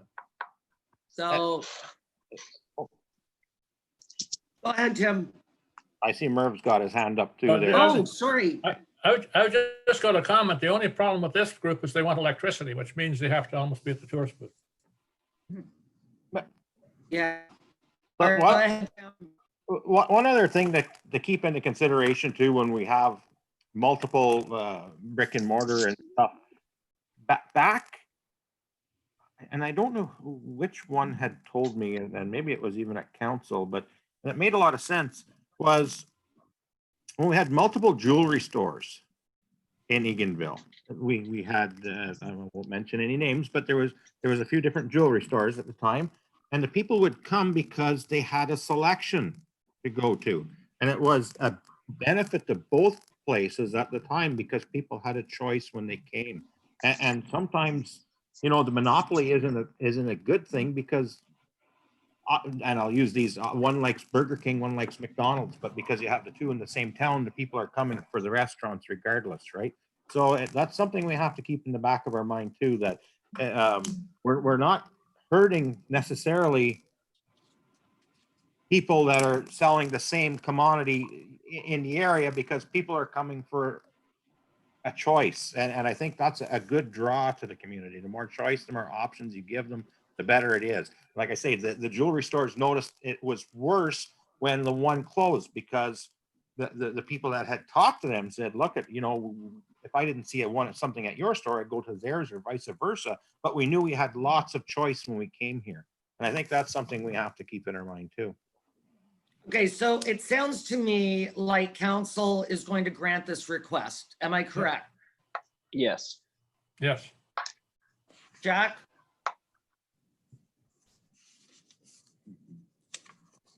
Yes. And Tim. All right.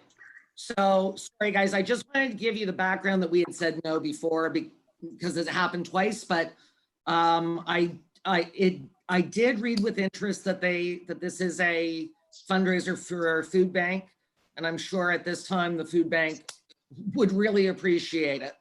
So okay, excellent. Thank you, guys. Plus the fact that someone coming from Beaver Tails will probably buy something else anyway. Oh yeah, for sure. Oh, that was absolute. I think Brent will be standing there. I was just envisioning when I got that email today of bringing the whole family to go get beaver tails and going to Tellia Park after. That's literally went through my mind. So I think There you go. if that happened to me, I think everyone has a lot of good memories of beaver tails and Chelsea buns. So nope, I'm fully supportive. Okay. Oh, I wondered about that. So I wondered who Devin was. Sorry, just for everybody that he was for the public planning meeting at 5:20. He'll be back. And who is he? I guess he lives off 1123 Lake Clear. I actually feel that he's for the public planning meeting on August 11th. I was just gonna send Dana a quick text to maybe email him. I think he's actually not on the wrong day, but maybe he's commenting on the public planning meeting today. I'm not sure. So I'll double check, or I'll have Dana. All right. Kevin, do you need us for anything else? Still Dana's report. I'm very long. Oh, right. Get a report that's right now, thanks to Jack. Yeah. All right. All right. Did anybody have anything on Dana's planning and zoning report? All right. And community development report.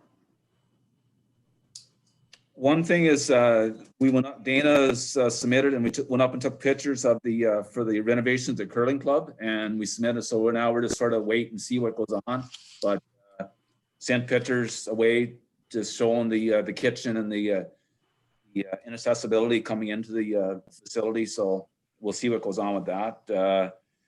We haven't heard nothing back from the Taste of the Valley yet to see what's going on with that. That's still up in the air, so I'm not sure. I was kind of excited when we got the stage 3 report yesterday because I thought maybe Taste of the Valley would be able to go ahead. Yeah. Irv, did your museum query number 6 under new and unfinished, was that in regards to grant possibility? No, Okay, I just wanted to make sure before we move along. no. All right, Kevin, I think thank you very much. I'm done on my end for now, and we'll stay in touch. Thanks. Bye-bye. Bye, Kevin.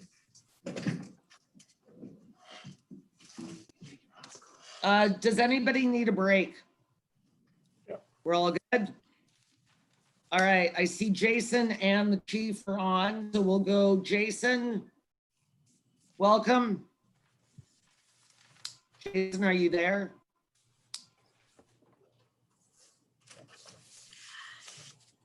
He was there. Hello? He was there. Oh, maybe. and that's so much better. That honestly, I don't know if anybody else was having trouble, but it's difficult with the mask on. Sorry about that. Kevin was having trouble getting on his laptop, so we made do. No, but you just confirmed, like, if we go into the council chambers, we're all gonna have to wear masks. Yes. According And to people won't understand this. yeah. All right, well, we're I don't know where Jason is. Let's move on to the chief for a minute. Okay, Dave. Oh, I guess I'm gonna have to mute my computer. Go ahead. Okay, I'm on. Okay, so rolling along with this summer, we seem to be looking at average fire calls. We're at 30 now, halfway through the year, so I can anticipate a little bit busier year than 2018, but probably not as busy as last year, up above 75. We are still getting applications, which is really nice to know. People are still submitting them to us. So once things settle down and a little bit longer, maybe another couple of weeks, I'll contact them ahead of time, but in another couple of weeks, I'll get people in for interviews, even if we have to do them out in the fire hall, not in an office setting, and see where people are at. So I'm pleased that is still happening. People are still thinking about joining, which is good. So we were also going to do a little bit more of a push for recruiting once the province opens up a little bit more and a little bit more restrictions are relaxed. Who knows how long things are going to keep going. So, but we haven't lost a lot of people, so our numbers are good. I'd like to have a few more people though, so we'll get there eventually. I think, like I had said in our weekly meetings, our maintenance and training has resumed. We're not doing it in shifts anymore. We're doing it physically distance, but we're back to more of a normal routine, which is making people feel a lot better. A bit sporadic in the last few months, and I think people really like to be back together and working as a group, even though they have to be distanced or use masks when they're doing it. So the officers have kept a really close eye on everybody at the fire hall, and things have been working out well. So I'm happy about that. We're still waiting for the fire college. It's like everything else in this province. I did do a fire investigation webinar this morning. There was a 2-hour webinar today, and there's part 2 of it's next Tuesday. And it was interesting. Not as good, obviously, as going to the school for it, but at least they're trying to get information out there, which is appreciated. So I like that. We're currently in the level 1 fire ban. we were gonna go to a level 2 if we hadn't had that rain on Saturday, but pretty much all corners of the municipality got a pretty good soaking. So we're not gonna issue permits. It's still not wet enough out there to issue permits. So the ground is still very dry. So we're gonna hold off on that until we get some more rain. And when we had the ban on before, when we lifted the ban, very, very few people even wanted a burn permit. It's too hot to burn. People aren't going to be, people don't want to burn when it's 30 degrees anyway. So I haven't had basically any pushback. People not having been able to get a burn permit to burn larger piles. So that's fine by me for right now. I also sent everybody the report from McIntosh and Perry. Hopefully you got all the attachments that I did send. They are starting on, there was a conference call on this, and they are starting 41 at Highway 512. So they're going to start north and go south. 1 lane restrictions for probably the entirety of the project because of the nature of their work. I think there was 34 culvert replacements they're doing and relining 34. So it's a big project. So they did say to expect some delays for normal traffic, but they won't be hampering emergency vehicles. So we can still get through in fairly short order. And that's their plan. Another thing that was interesting as well, very shortly, all of the associations, the emergency services associations, so the fire chiefs, police chiefs, and the ambulance or paramedic association, they're pushing the Make the Right Call initiative. I guess during COVID, people have been calling 911 for non-911 related things. And they're pushing them to call 211. So I was wondering if maybe that might be a little bit of information. I'm going to have Lorna put it on our Facebook, but that might be something to maybe put in our township website as well. So if people they go on the township website and they're looking for a number to call, maybe give them a little bit of info as the 211 might be the right call for them to make instead of phoning a staff member or phoning 911. So maybe putting that out there on our homepage of our website might be an idea to help push that message as well. So just for thoughts. We were reimbursed finally for the Northeastern Fire Conference. So I did get the refunds for the hotels, and we were recently refunded for the costs of the actual enrollment in the weekend.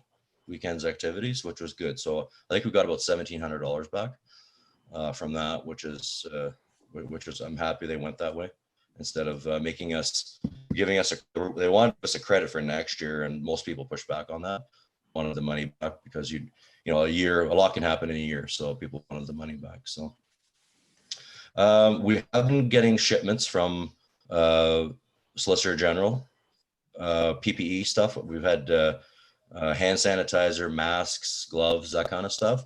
So it is trickling in, but we're not getting a lot. In the reports that I give back to the OFM, we're not like a bigger city where we're running on medical calls, so we don't go through that stuff regularly. So, but they have been giving us stuff, which is good. We, as much as we can get. Now, okay, so our new radio system. All the radios are in. The new system has actually been installed in Flymount now. Everything seems to be working fine. We've done lots of test pages with it, and Doug has done lots of testing with it. Everything seems good. We will be issuing the new radios at our training session on this coming Monday. We're having a joint training session in Eganville. So, and it will be strictly training on the new radios, all the new frequencies, the new channels. So it'll take up the whole evening, but I haven't seen one yet, but Caleb did tell me, he's working with Doug. Caleb did tell me that they are much better than what we have right now, what we're using right now. So I'm happy to hear that. So, and now we're set up. If anything happens to go digital, we are set up to switch instantly, basically, to a new system. If the county or we go on to FleetNet down the road, we're able to switch to digital easily. So I'm happy about that. It hasn't limited us. It's actually given us a lot more options going forward. So we have put our drone into service, and I've sent everybody an email inviting them to come for that, and also for a medal presentation on Friday. So whoever might be available, I haven't heard back from anybody, but if you're available, come out at 6 o'clock on Friday, and it'll be less than half an hour in and out. We'll do the presentation, and then you guys can see what the drone's all about and the capabilities. This is also a tool that can be used by other departments in the municipality. If roads, water and sewer, if there's a problem somewhere that people can't get to, we're a phone call away. Caleb will bring it out and use it, whether it be looking for, a beaver. I think there's a beaver dam on Little Lake Clear because there's no water in Herds Creek. So it's very possible that there is. So if Jason wants us to come out and and scout that out, we're more than willing to do that instead of sending manpower in, right? Yeah. 6 o'clock Friday. Tim, go ahead. 6 o'clock Friday at the municipal office there, Dave? Yes, yeah. We're going to do it behind the municipal office so everybody can spread out. Caleb is going to bring a big screen TV so that he can transmit what the drone sees on the TV. So it'll, people can check it out without huddling together. Good. Go ahead, Jack. I would assume if you're looking for the beaver dam, Dave, it's probably in behind Diane's old house in there. That's normally where it is. Right. Yeah. So I'd have to talk to Jason.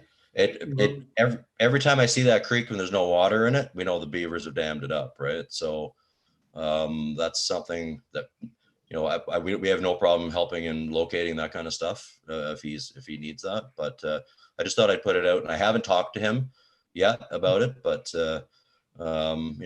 any department in the township, anything like that could be eyes and ears in the sky for anybody that needs it. So it's a tool for everybody to use. So yeah. So we had another teleconference with the OFM on June 29th, basically talking about PPE shortages again. This pandemic has gone on so long that they had shortages at the beginning, that all of a sudden we had PPE, and now we don't have PPE again. So I wasn't surprised to hear when Ottawa had to pull 30 frontline paramedics out of the trucks and put them on other duties because they ran out of N95 masks, right? So that's an ongoing problem. So now they're asking us to use a Model 8210 mask instead of an N95, to not use N95s at all, and I guess give them up, allow medical professionals and maybe paramedics to have them. So we do have another option that's approved by the Ministry of Health. So I'm happy about that.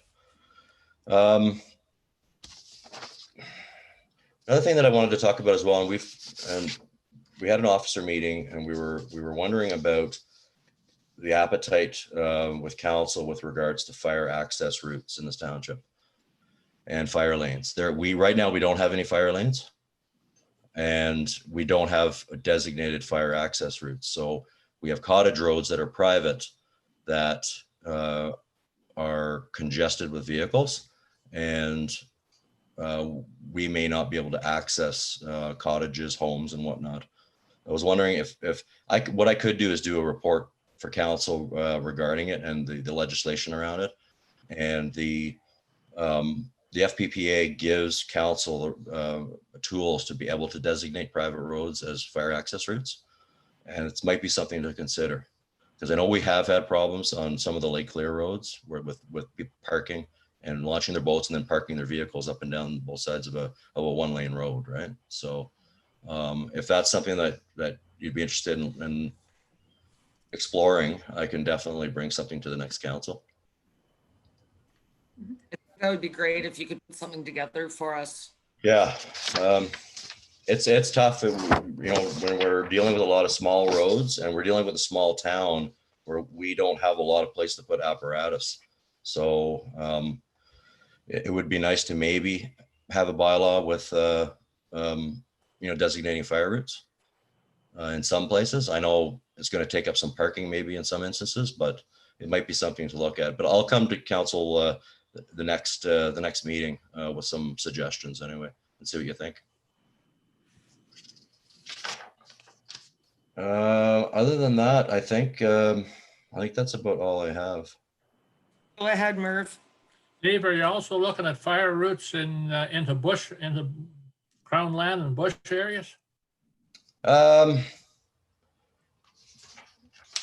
haven't considered that yet, Merv. I'm thinking someplace in Sebastopol, there's like unopened road allowance or fire road, bad bush roads.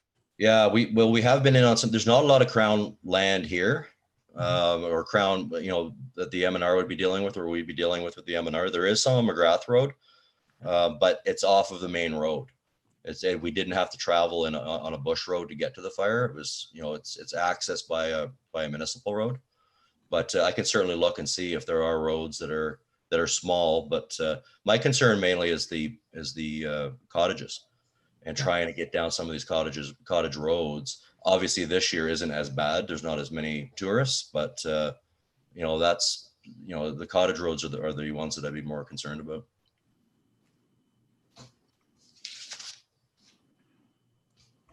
Okay, did anybody have anything for me? for the chief? All right. Thanks, Dave. No problem.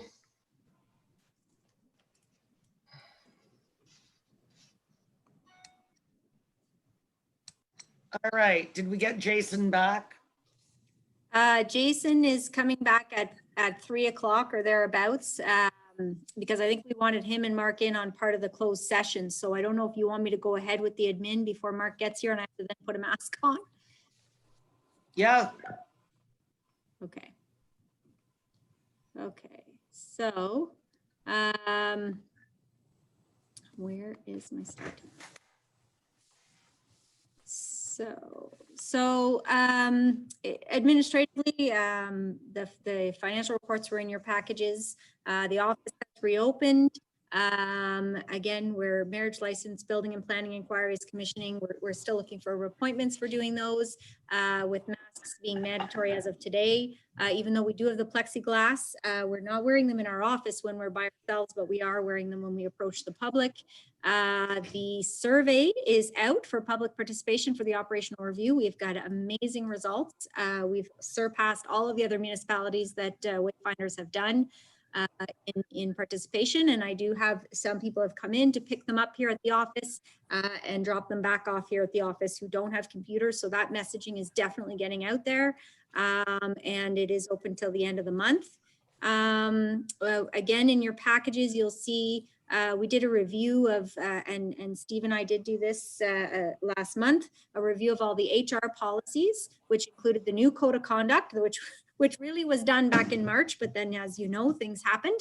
So I don't know when we will be able to arrange training on it, but I'm working on that with all the challenges with COVID-19. But now we can have a gathering of 50 indoors, but then we have to wear masks. So anyway, we'll continue to work on training for that sometime before the end of the year.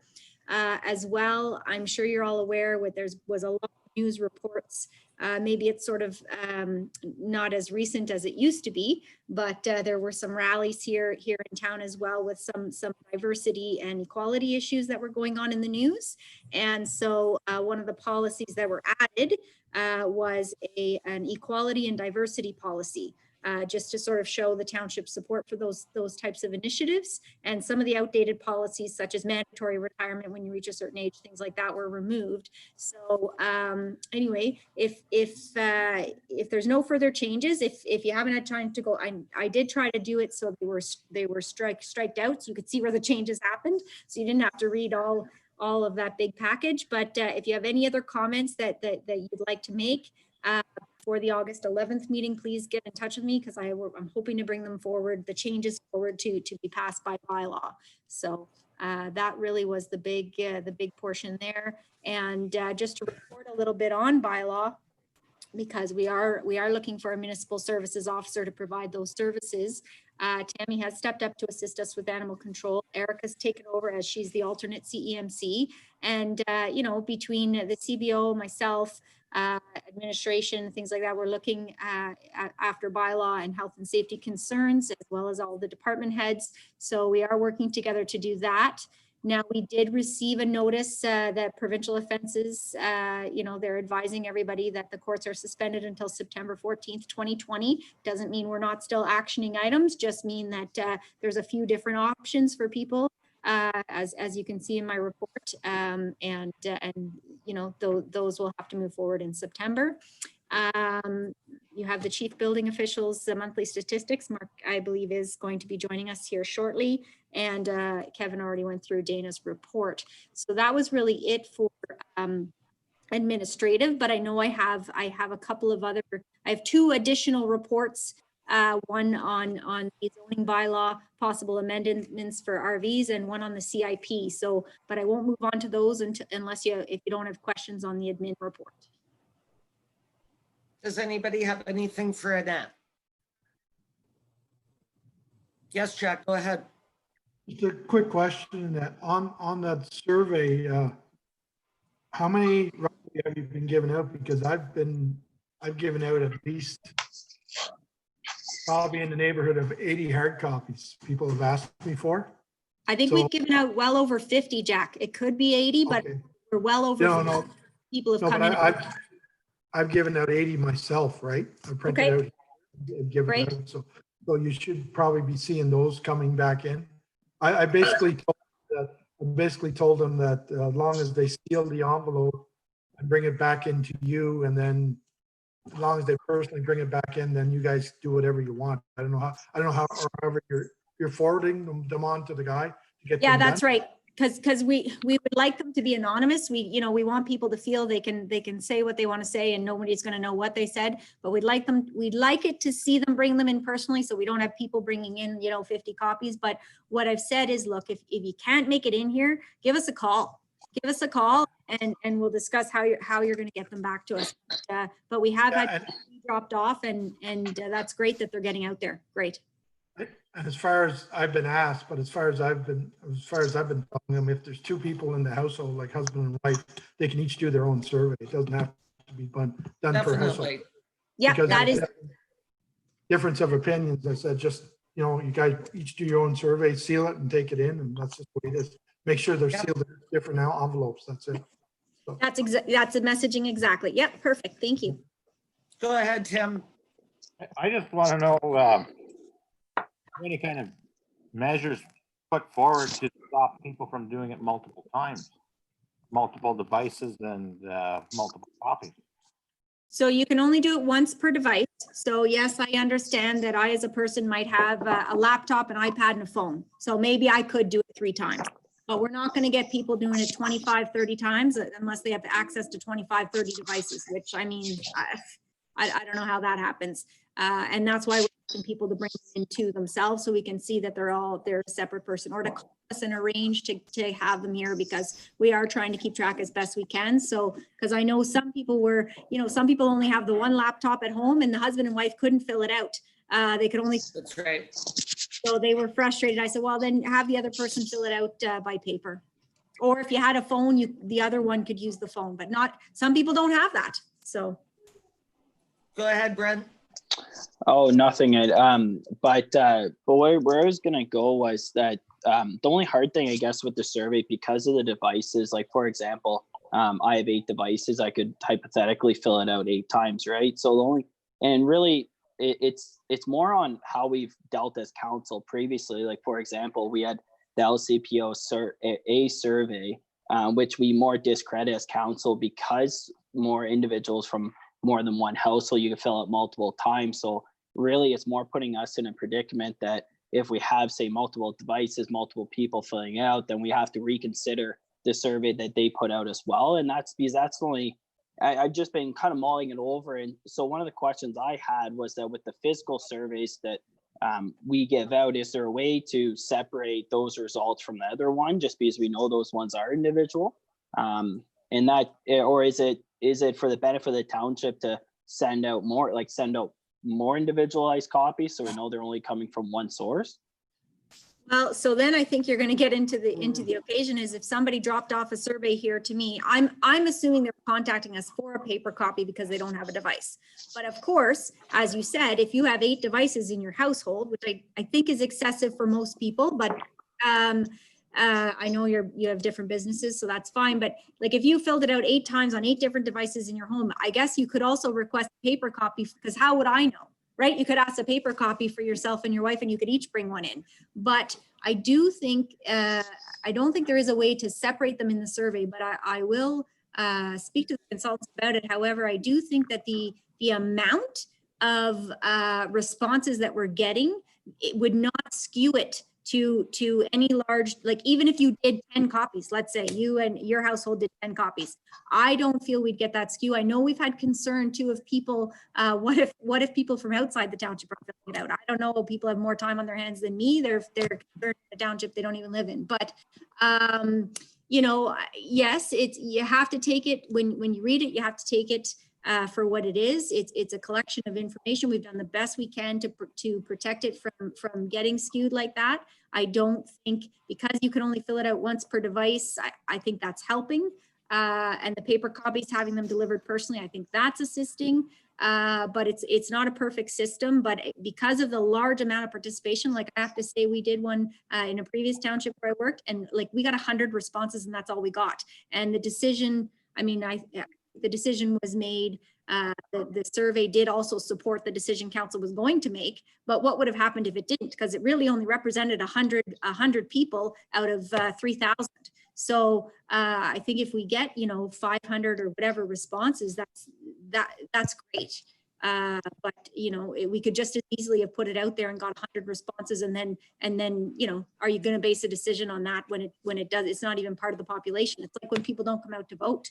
No, and I wasn't, it's not that I'm disagreeing with the procedure. It's more the fact that it was just to make council aware that like we have, just because of when we got brought forward the previous survey, we do have multiple users can fill it out. So it's more just making ourselves aware that we did discredit previously. So I just want to make council aware that that's just how our survey is done, that we're going to have to almost accept the previous results as well. So yeah, you have to just take, Annette and I had a very long conversation about this, and it is the honor system, right? Yeah. But if I like the idea that if you have a paper copy, you have to bring it in yourself, or obviously there's some people who can't make it in, they need to bring, somebody might have to bring it in for them. But yeah, to Brent's point, we knew from the outset, and I'm sure our consultants knew from the outset, that numbers could be skewed. And Brent, like you, Dave and I have 8 or 9 devices in this house. So, you know, it's not out of the realm of possibility. I mean, as it stands right now, most of us have 2 devices going because we've got our agenda on one and our Zoom on the other. So, yeah, but yeah, that's always going to be possible. Yeah, Tim, go ahead. I just wanted to say, I do know there are people stubborn enough in the community that would go to those extents in order to try and get their way. So that's. And that could happen. But I don't think council would base any decision solely 100% on a survey, right? You No. look at all of the other information that has been collected by Michael and David and the studies that we've done. And, you know, there's a multitude of, it's just a piece. And you only put how much weight to it as, you know, as should be. So that's how I would take it. Yeah. I mean, can it be skewed? It's a survey. It's only worth as much as it's worth. Agreed. All right. Anything else for Annette? All right. So I just have the 2 other reports then. Yeah. So they're pretty, well, one is not too complicated. So in February, again, we're sort of getting back to work that was sort of left on the shelf. We did discuss preparing a zoning bylaw amendment, and I did put work into that. I did have stuff to come forward to council, but of course, March was canceled, and then the LPATs have now been suspended. So, and now the official plan, we're not sure whether it's the effective date on the new one is going to be now, or whether it's postponed until next year. So are we going with the old one? So we're sort of stuck in limbo for a little bit longer, but hopefully I'll be able to sort of bring forward something to the August 11th meeting. And I just wanted to sort of give council an update on that, because I'm sure people are asking you that, you know, we discussed that in February. When is that coming back? We haven't dropped the ball. We're working on it, but there's some hurdles beyond our control. So I was going to bring this up in my Renfrew County update, but I will say that through our minister and through the warden,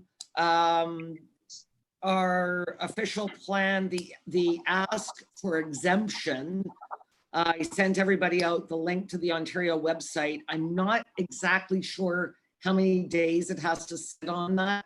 I thought it was 30, but then it says that the drop dead date is August 21st. So now I'm wondering if it's a longer period of time, but it is there for comment or concern. So we're hopeful that this proposal will pass. So that's what I've got right now for the official plan. Yes, Merv? Yeah, I read that, and I'm trying to figure out just exactly, are we exempt from the PPS, or what are we exempt from? Oh, the devil will be in the details, Merv. Okay. so we may be on hold till September or longer. Yeah, it's the way it goes. It's frustrating, but we have to get it right. And That's what right. what province sent us, obviously you guys all read or heard about what happened at the County of Renfrew. I mean, county councillors were really, really upset by this. So although it's taking a little longer than we would like, than anybody would like, you know, it is about getting it right the first time. So, or maybe this might be the 3rd time, I don't know. But, you know, that being said, I feel like we did make some progress. So that's great. But yes, people are going to have to be a little patient about our zoning bylaws. So the last thing I have is the CIP report. So there's some other municipalities in Renfrew County. Well, Laurentian Valley is the only one I know of, but there may be others looking into CIP and amending it. So for grants in the category of improvements to meet the COVID-19 public health recommendations. So we're not talking about masks or hand sanitizer. We're talking about plexiglass or machine, like, you know, some of them didn't have debit. Now they have debit. Like, we're talking about concrete capital improvements for their businesses that they had to make because of COVID-19. Is that something that council would like us to look into and possibly prepare a draft amendment for August 11th, meeting, and we could make it effective whatever date council chooses, so long as it was approved by the ministry. But is that something that you want us to work on, or not? And also So, maybe Annette, we'd have to allocate funds to it if we did do it. Yes. but those funds would come from the modernization account, so no effect on the levy. Correct. Did we find out that in fact MMAH does have to agree to this amendment? Yes, that Okay. is correct. However, it's a Okay. 90-day turnaround, but they're doing them in 2 weeks for the COVID. So if, yeah, for municipalities that didn't have one before, now's the time to build a CIP. That is for darn sure. I don't know if they're doing them from scratch, but they're doing the amendments in 2 weeks. Oh, okay. Oh, yeah, I would. I'll be in trouble if I push it that far, probably. Yeah, exactly. Brent, did you have your hand up? I'm kind of mixed. To be honest, I'm kind of mixed on the CIP.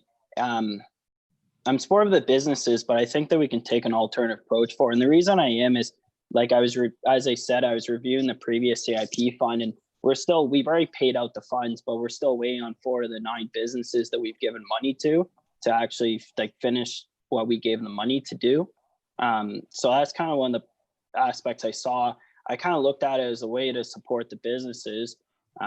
Would be hey, maybe we want to invest in some masks since it's mandated by the health unit. But really, when I look at it, it's not us that are mandating the businesses, it's the provinces and the health unit. So really, when it comes down to it, should it be our taxpayers that are footing the bill for the decisions put on by the province and the health unit? So my recommendation is not for our taxpayers to fund it, but the local businesses, but to ask the health unit or the county or the Ontario government to actually fund it, just because I don't think that a modernization fund was intended for this purpose.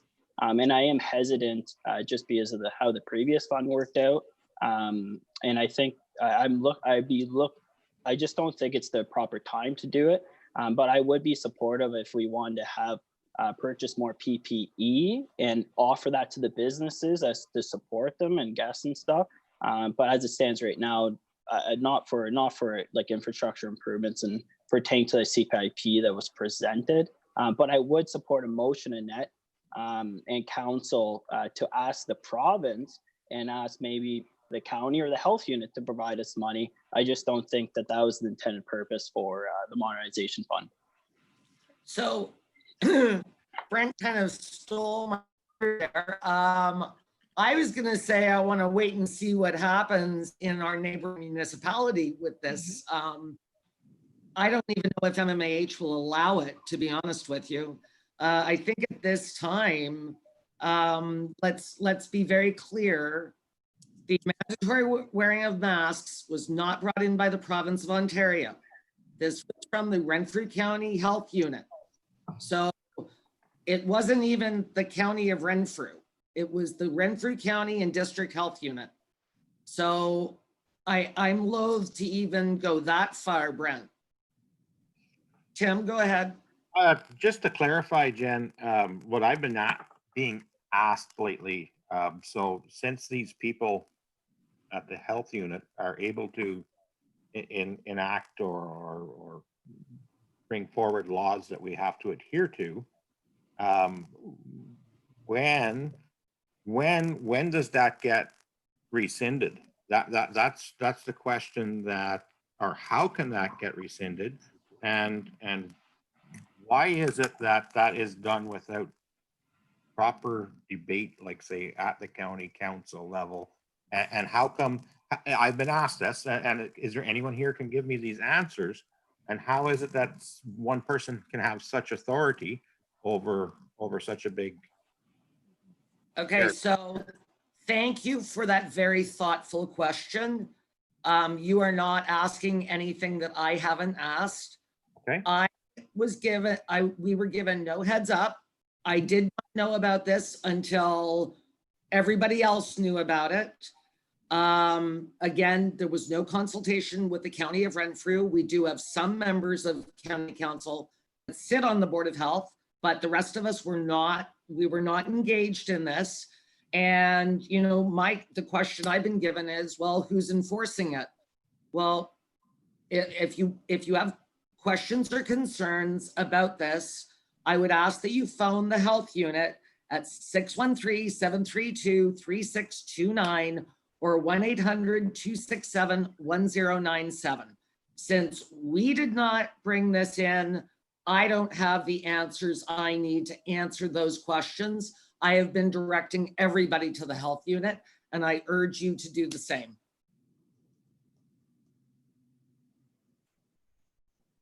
You picking up what I'm putting down? I am. It's a question though. Like I say, a lot of people are wondering how did we get Yep. that? And You know what? I'll text you these numbers, Tim, and for the people that contact you, you can give them out. For sure. And I don't know how to answer to something that I had no part of. No, but as an elected official, myself and us at council, we do so openly in public and debate back and forth what we think is best for the community. This hadn't been done in the democratic process of which things mostly get done in our country, and that's the kicker to a lot of and it's not that people are disagreeing with the outcome, it's the process in which they got there. I don't know, like, if we had fulsome debate, I might be able to tell you, you know, how this came to be, but I had no, I knew when the general population knew. So that's the best I can do for you right now. It's a lot of questions unanswered. Thanks, Jen. Just thank you. You're welcome. Yeah. So Annette and I spoke about this idea of the CIP last week, and I've been giving it a lot of thought. And again, number one, I'm not sure the province would even allow us to use that modernization fund for this. That's the first thing. And I really do want to support our businesses. I know a lot of them have spent copious amounts of money on changing the way that they do business. I think I would like, you know, Bonnechere Valley is generally a leader, stuff like this. I think this time I'd like to be a follower and see how it works somewhere else. Yes, Brad. I was just gonna say it's not that we're being a follower. It's more just like we aren't the ones giving direction, so we shouldn't be the ones footing the bill. And that's the tough thing, especially there's not only expenses on the businesses, but there are expenses on the people as well. I know I deal with a lot of people, say $5 means a lot to them. So then buying a mask that's not provided by the Ontario government or provided by the health unit, then you know what? And yes, people will donate it. But especially as the fire chief said, he's switching from N95s to another mask. Is there shortages? So I agree, Jen. I want to wait and see, but I just don't. The business of everybody hampered enough over the last 4 months, and now they're the ones technically enforcing these new restrictions. So it's a balancing act, I guess, is the best way to do it. But no. I think we'll just table this for now, Annette. Okay, thanks. Okay. That's it for my admin report. Now I see that Jason is on and Mark is going to come in at 3:30 because there's something under correspondence that sort of wanted him in on. So I don't know if you want to go ahead with Jason, and then when Mark comes in at 3:30, maybe Jason will be done. He sticks around because. Can we just take 5 minutes? Okay. If you guys don't mind. Use a washroom and water break. I'll take advantage of it as well.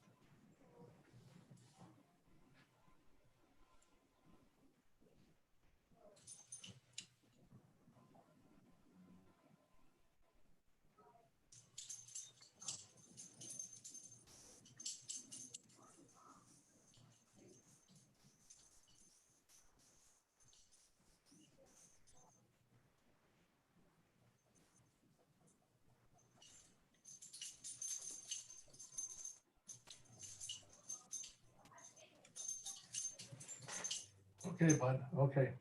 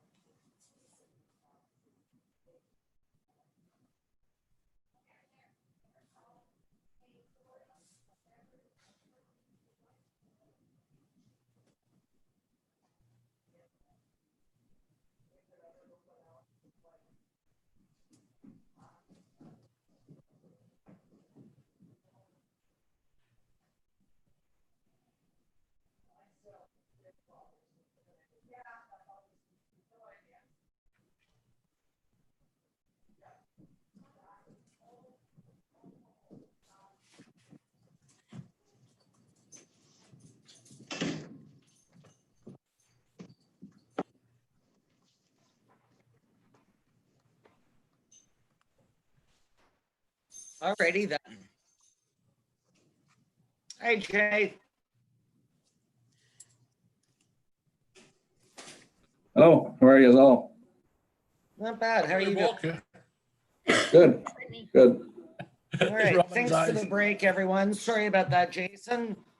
Fine. So we'll resume our community meeting and we've got Jason's report. Go ahead, Jay. The construction on Silver Lake between Crimson Maple and Corrigan have been completed on our end. We're just we want to give it time to pack and so we can grade it up so that the surface will be where we want it when the contractor comes in to do the surface. The Augsburg Road ditching, culverts, and road cuts have been started. We have one more small cut we have to do, and we'll be finished that tomorrow. Then once the ditching is done, we can start scar firing and getting the road bed up to where we want it. Hopefully, if everything goes good, the contractor should be in by August. No later than the last or the middle week of August. We have staff trained now 12 for are going to the, be done at the same time. what's that, Jen? Augsburg and 512 are going to be done around the same time. Sure. That's not going to screw up traffic at all. No. Not The hazardous waste depot, we have training done for the staff here at the Works Department, and everything seems to be going very well. There's been quite a few people coming through with a lot of material. That's great news. The Yes, Tim, go ahead. Oh, Hang on, Jake. Tim's got a question. oh, sorry about that. No, I didn't know he was still going ahead with stuff, but I was over the Silver Lake patches there. Jason, did you do a little bit of an elevation change there too? Brought it up Yes, some? Tim. Yes, what we did was we scar fired the areas, pushed all the surface treatment out, and then applied the geocloth underneath and built it up with 4-inch, and then put our 6 inches of A on it. So yes, we did bring it up. It was really impressive coming over there last week. I like the job he's did. He did a great job there. Real good. Really good. Thank you. I haven't been down there yet, but I'll take a trip down. Okay, Really good. good. I have this weird ear thing and it's giving me vertigo, so I haven't been driving. I've met with the president of the Renfrew County ATV Club. They've made some routes through town to, for tourists and that kind of stuff. So we've discussed where they want to put their directional signs, that they won't be put onto any of our signs that'll be distracting to the motorists. The next one is I've spoken with the owners of a resort at Lake Clear over the compactor at Lake Clear site. Right now, because of the COVID, they are not collecting any garbage. The seasonal residents and their people who are renting their cabins and that kind of stuff, they're getting rid of the garbage themselves, which is a good time to maybe do a switch over to 8 cubic yard bins. The compactor is in the summertime, it's a mess because the garbage sits in there between 3 to 4 weeks. And when they come to pick it up, it usually falls out on the ground. And it's usually a big mess for about an hour to an hour and a half to clean up, depending. Crawls out underground? Pretty much, Tim, yes. Yes. You just made my stomach roll over. In the wintertime, the compactor freezes, so then we have to go ahead and use bins anyway. Now the price of the bins are about roughly $1,200 to $1,400 each. So we've been in contact with our local hauler right now. They are interested in the compactor and the roll-off bin. We have discussed pricing.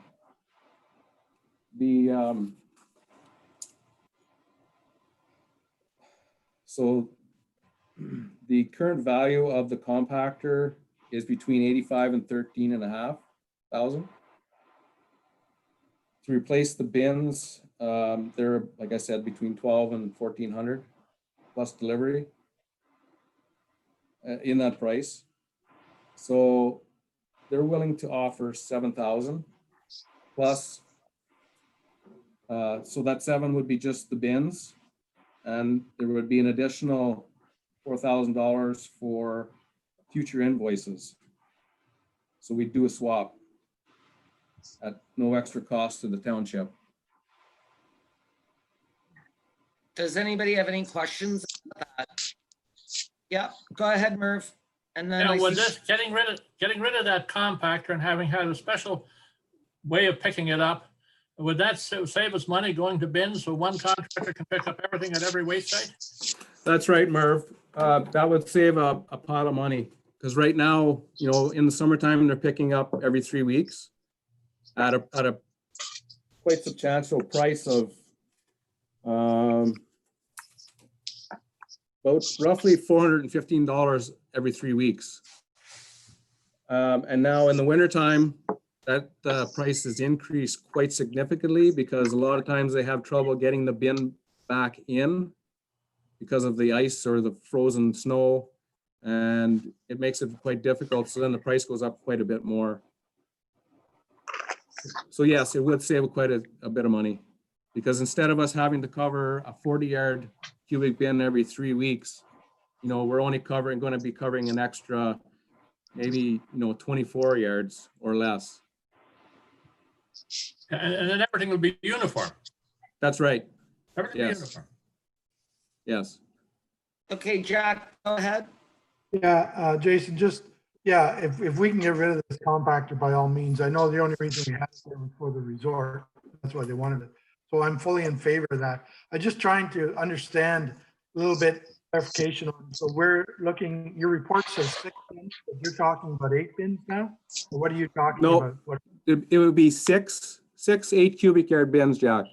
okay, so Oh, would there be no new bins or old bins, or used bins? No, they would be new bins. New bins, and Yes. then so the price that you have in your report has changed then, because the price. Yes. Yeah, okay, because I was just Yes. trying to follow your report and it doesn't exactly follow what you say. So they 6 new bins and then we'd have like a $4,000 credit basically with them. Is that what you're Yes, that's right. And they would just Okay. take that money off of our future invoices. Yeah, glad you sure. asked that question, Jack, because I didn't really understand it either. Like Yeah, the, but the way I'm all- Jason just, yeah. I'm all in favor of that, Jason. Yeah, sounds good. Then, like Merv's saying, then all our dumps will be the same. If down the road we or whoever picks up the contract, then we just need the one truck. That's right. So, yeah, by Yes. all means, for sure. And I'm all for saving money. Okay. That's great. And I see we're gonna have new waste ID cards. Yes. With the new attendance, I feel that it's going to be very important that all these ID cards go out to the residents. It's just going to make it a lot easier for our attendants to know our residents. By all means. I think Merv still has his from like, I don't Yes, know. Jack and I have ours. Oh, Jack's got his too. Yes. I guess frame them now. So what the plan is, every second year they would be issued out in a different color. Just in case residents happen to move away or new residents come in, then everybody's still kind of in the loop. Sounds good. All right, so we're keeping Jason here and we need Mark, I guess, hey? I'd like to, For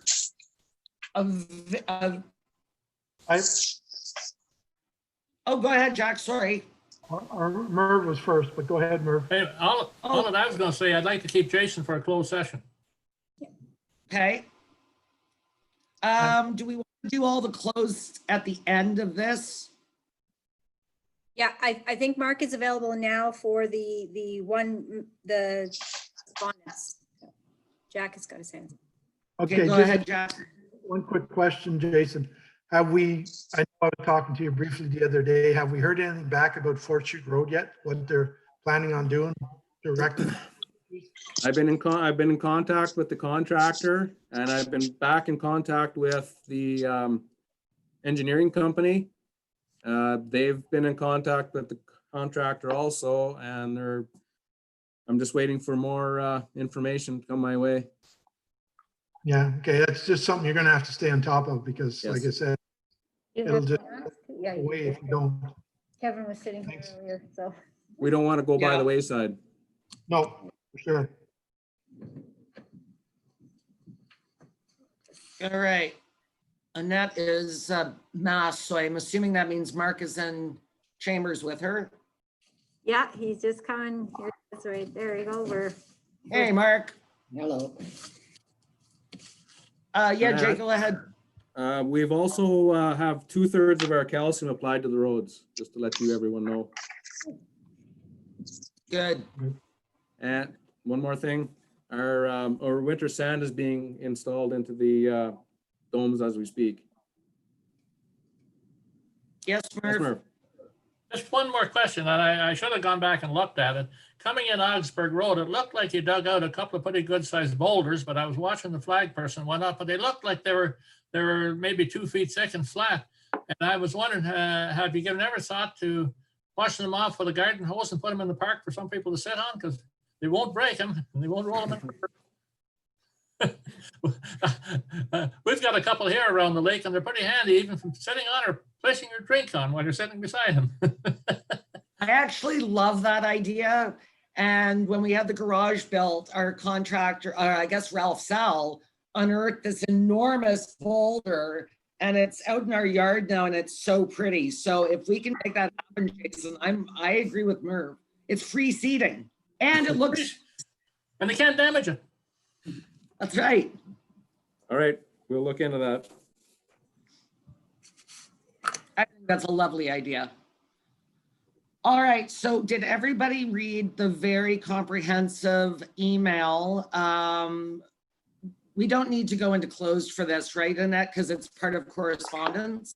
Yes, that's right. So we're just, Ooh, should we talk about the garbage? Because we have the other piece of correspondence about garbage.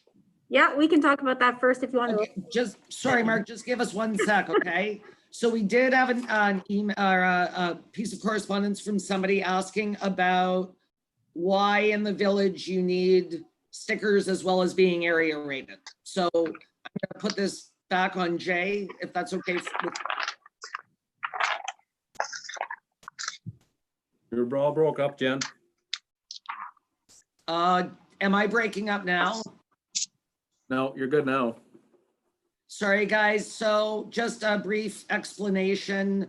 Dave and I got a $728 Rogers bill last month, and I've reported them to the ombudsman, believe it or not.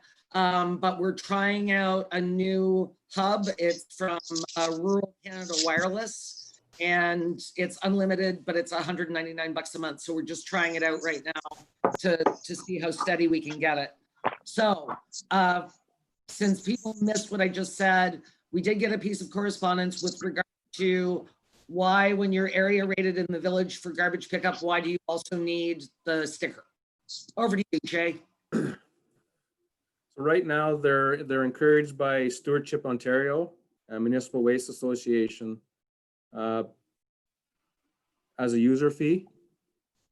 So not and because the waste management services can be equally administered for costs and allocation of the costs to the actual users. So Okay, and this was to encourage the diversion rates that we needed from WDO, correct? yes. Okay. Yes. Yes, go ahead, Merv. Yeah, I look at it a more simplified explanation. The allotted fee on the tax bill is for picking it up. The tag on the bag is for disposing of it. I got to put a tag on mine to dispose of it. They got to put a tag on theirs to dispose of, but theirs gets picked up, and the cost of on the tax bill is for picking it up. It's not for disposing of it. Go ahead, Brent. Yeah, I was gonna say the same thing, Merv. Like it breaks down to roughly like a $1.50 every time you see the recycling truck or garbage truck pick up your house. So, but no, and that I'm in agreement. Yeah. Okay. Anything further on that piece of correspondence? Yes, Chuck, go ahead. Well, I think from reading the correspondence letter, I think they were trying to compare some other municipalities or cities don't have it, I guess, but it's just has to do with our size and our tax base. We really can't compare to larger, larger places. That's my point on it. You know what I mean? Yes, I read it the same way you did. Yeah. Yeah. All right, thanks, So- guys. All right. So I'll just get back to them and let them know that it's, it's the size of our tax base and the cost of the service, and as well to encourage recycling, as that is what's encouraged through the other recycling associations and stuff like that. Is that's sort of the answer I'll send back? I think that would be fair. Good. Yeah, I mean, the intent, like we're supposed to divert 50%. So that was sort of the reason for it. Okay, now we did get a very comprehensive piece of correspondence, including photos of an issue that we're having on Lake Clear. Did everybody read that document? Yes. So we've got a couple of issues going on here. The first issue is that the neighbor was allowed to purchase the shoreline in 2005, 2000. I think it came about in 2006. That's one issue. The second issue is the neighbor has now erected a fence and it's on the shoreline. So we've got two but connected issues here.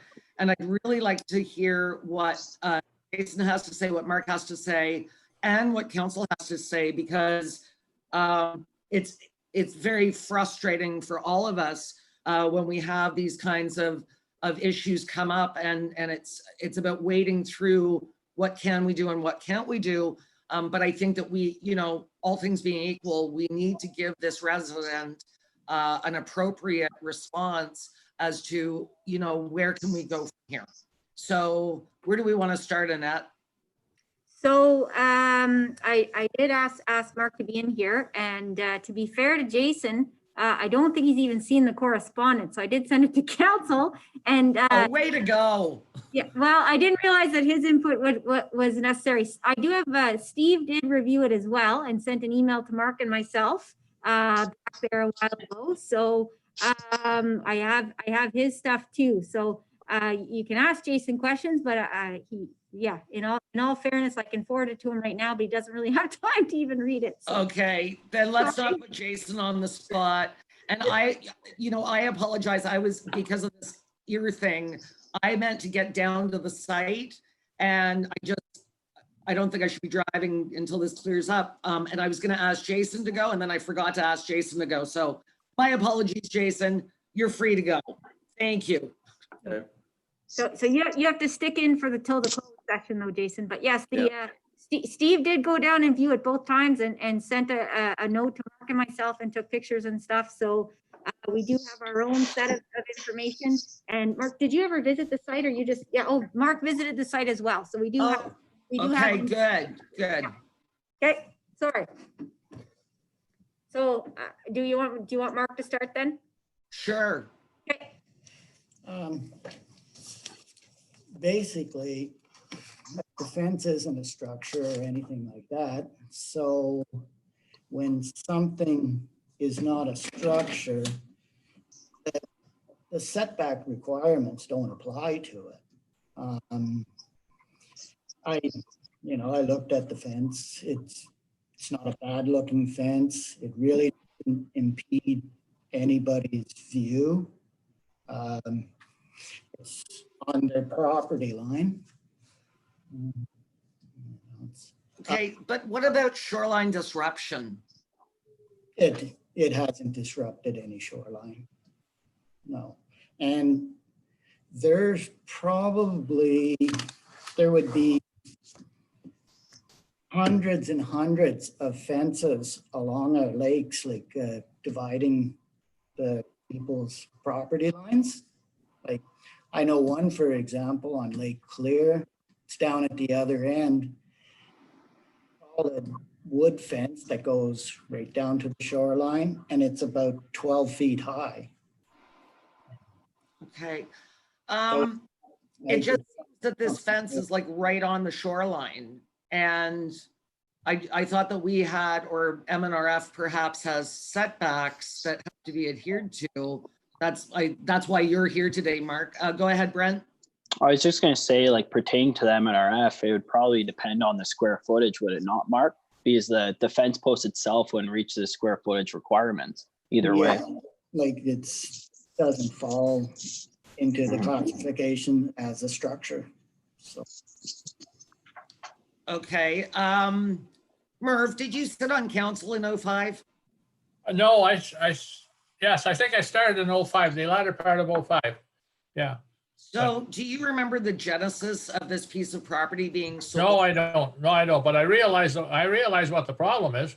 They shouldn't have been allowed to extend it at an angle. They should have stopped at the property line and had it done a 90-degree down to the lake. Like how Absolutely, Merv, dead on. how we missed that, I don't know. I don't know. And in speaking with the resident, I don't know how that was ever allowed to happen because there seems to be a defined from their property line down to, sorry, I guess I shouldn't put my arm out like that. Look like a referee. I don't know how that could have been allowed to happen. Now they've had surveyors involved, they've had lawyers involved. Does anybody know how to rectify something like this? How have we looked back in our own records to make sure that we approved something like that from then? Yeah, and that is, I did sit down with with Colleen Beanish there, the one who wrote us the email. A few before COVID, she came into the council chambers. We went through the entire file from 2005, and the procedure was followed to a T. All of the notices were done correctly. It was so in the Planning Act, you have to advertise it in the paper, or you can mail it out to everybody within 120 meters and post a big sign at the property. So at the time, they chose to advertise it in the newspaper. Now we advertise it in the newspaper and we mail it to 120, everybody within 120 meters. So we do a lot more now than I guess they did in 05. But they met their requirements under the Planning Act. So unfortunately, I guess the owner of the property at the time was a seasonal resident and didn't get the paper when this went through. And because they don't also mail them out, didn't receive, like notice was posted. You have to be watching for it. Hopefully your neighbors call you and tell you what's going on. And the way that the property, so it's because of the way that the road goes. So they put it, they sold the shoreline from the water to the municipal road to the property, which is done. But it was just funny because the road didn't come straight down. It took a curve. So it was a funny survey that was done, but the process was done 100% correctly. The decision was made. The Planning Act was followed. I went through that with Mrs. Beanish, and she did understand that. I think she'd like us to overturn it. I don't know that we have that option to do. I don't think we have a legal repercussion to overturn that decision.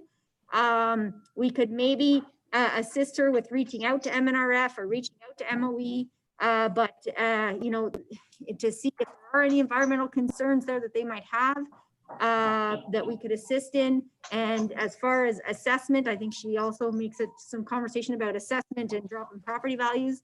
We could assist her with dealing with MPAC, but again, that's out of our realm of authority. So we can certainly be of assistance, but I don't think we have any other recourse that I'm aware of.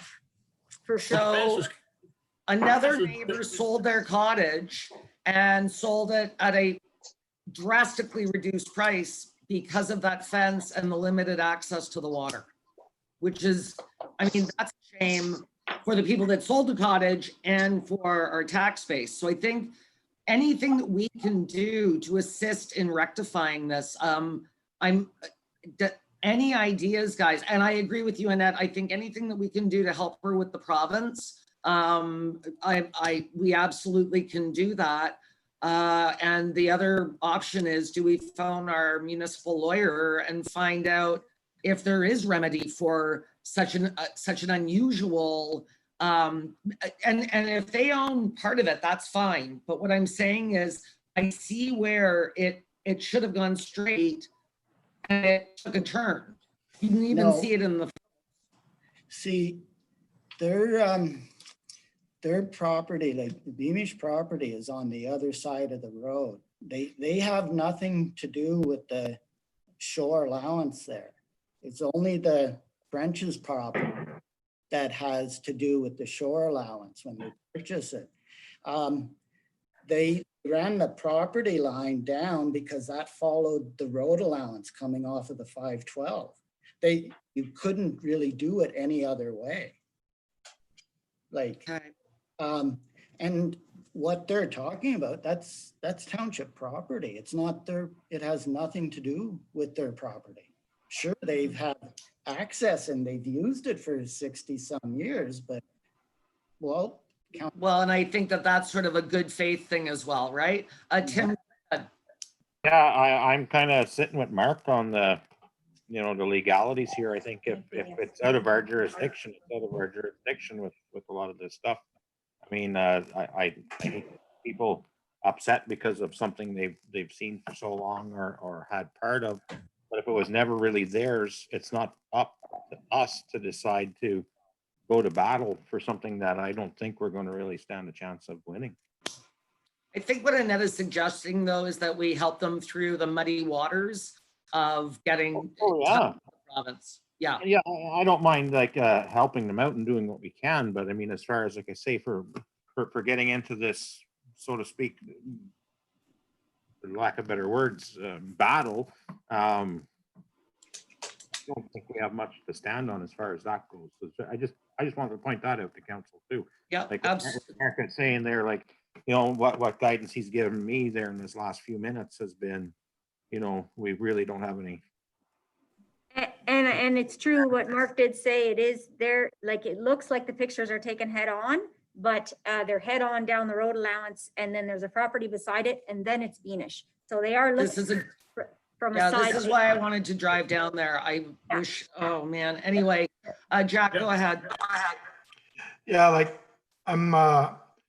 this is probably, this is an oversight or whatever happened in 2005, 2006, whatever. Council of the day made a decision. It was the township property. It wasn't their property. They were just using it for the benefit of having access to the water or whatever. So the owner at the time put in a recommendation or put in an offer to buy. The council at the time sold the property. We really don't have any grounds or any rights to go in and undo something the council did 15, 16 years ago or 14 years ago. So, and like Mark more or less just confirmed to us, it wasn't even their property to start with. It was township property that they were using and having access to. So I really don't, like, I have no problem supporting them and trying to go through and see if there's a remedy that they can do. But I really think their hands are tied. This is a decision that's been enforced a number of years ago. And she's probably the person or whatever just put up a fence to secure her privacy. Like, I don't know the property, but maybe there's people down there carrying on that she doesn't want. She doesn't want the liability to, you know? So it's her property. She has the right to fence it the way she wants, you know? And as long as she's on her property line, like Mark says, there's really nothing council can do to get involved in this. But I think the confusion was also that they didn't realize that you could, and in fact, I think they were told that you couldn't purchase the shoreline from the township, that it was basically, for lack of a better term, a lease or a right of way. So I think that got a little muddy as well. Again, only Merv sat on council at that time, and it's hard to speak to something when you weren't involved in the process. But what I'm hearing from council, and I'd like confirmation of this, if Annette and I could assist this resident with just, you know, MPAC, MOE, and the MNRF, I'm happy to do so, just to make sure that all of our T's are crossed and our I's are dotted, or as Kevin says, T's are dotted and I's are crossed. Yes, Tim. As long as it's looking at protecting the township's best interest, and that's it, and that's all as far as I'm concerned, as far as going on that route. Because like I say, we got to be careful when we get into battling with people for things that really isn't our neighborhood to be doing it in. As long as it's, I don't mind supporting it as long as it's looking at the township as a whole's best interest and not just an individual. And the Did other you have your thing, hand up? yeah, the other thing to remember is that they still haven't lost their access for the use of the lake. They've only lost a little sliver of a portion of it. They still have their full access to the lake. They're kind of mad because where their dock is and where the fence runs now, it comes like real close to their dock. So, but they still have their dock there. They have everything there. Like it hasn't changed anything for them. Is the Okay. other thing to I remember. mean, again, it's such an unusual situation, the way that survey was done. Merv, go ahead. I'm just going to say that certainly changes my perception of what happened. It certainly wasn't what I had minds and eye from reading the letter. I thought it cut them off to the lake and etc. No. It's given me a totally different perspective of what went on there. Brent, did you have your hand up? Yeah, I was just gonna say, like back in like 2005, 2006, when the property was transferred, it seems like all the steps are taken. Everyone was made aware the best. It's not to the same as what we do right now, but it was, in my opinion, it was legally transfer acquired at that time, and especially like I have no problem, Jen, you or Annette, helping deal with the situation, but neither do I want to take any sides on it. I don't want us, the township, to as well. I want to ensure, obviously, that hey, if a fence isn't supposed to go there, in my opinion, it's fine. But if we need the reassurance from the NRF, that's fine. But neither do I want us to get into a battle that's, in my opinion, I don't think we should get into, and I don't think legally we need to. And the reason is because it was transferred properly back in 2005. And it's unfortunate. My apologies. I didn't mean to give you the impression that we would be taking sides. I just want to ensure that this was done properly.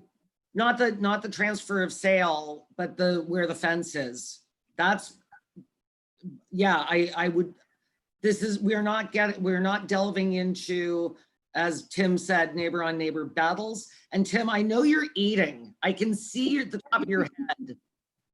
That looks really good. Jack, go ahead. Yeah, I just don't really know what we can do, Jen. Mark's more or less looked at it as our township representative. He said the fence is where it should be. It's within their property line. It's within, they're allowed to put it where it is. It's not in contradiction to MNRF. If you guys want to go and push this ball up the hill again, but really this is all you're going to be doing, and just be very careful that you're not, it doesn't come across as that the township is now trying to support to do something against where the fence is, because you got to really guard against that. If this was done properly, it was all zoned out properly, it was all the appropriate notices were done back in 2005, 2006. The council of that day made the decision. So that's basically where we're at. So just be very cautious, because this can come across as that you're trying to support one side or the other, and I definitely don't want to get involved in that.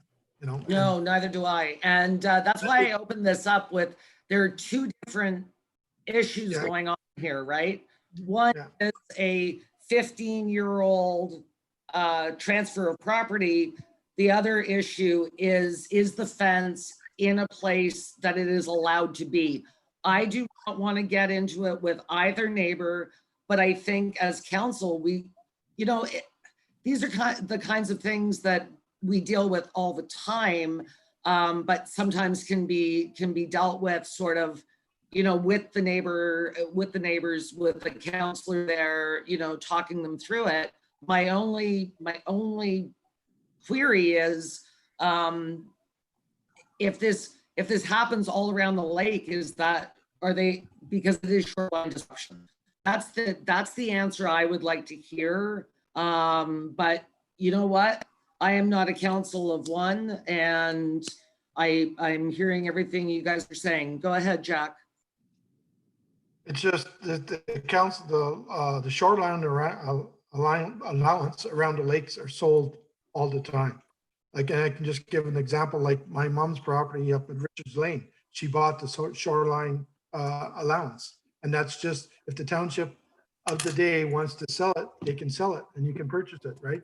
And we've already had our representative from the township go out and look at it, and he's given it his blessing that it's within the rules. So we can do whatever we want, but I'm just thinking we can only spend so much time on this too, you know? By all means.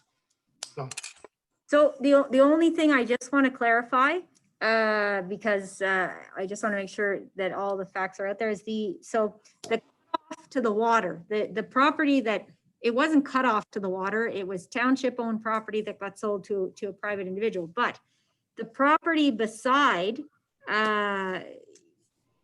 they don't have anything. So even though Beanish, who wrote the letter, has access to the lake, there's a property beside them right off the road. Now, they're not in the letter, so I don't want to name them, but there's a property beside them, beside the road, directly across from sort of where that fence is. And they don't have any shorefront property, but that's not who the letter's from.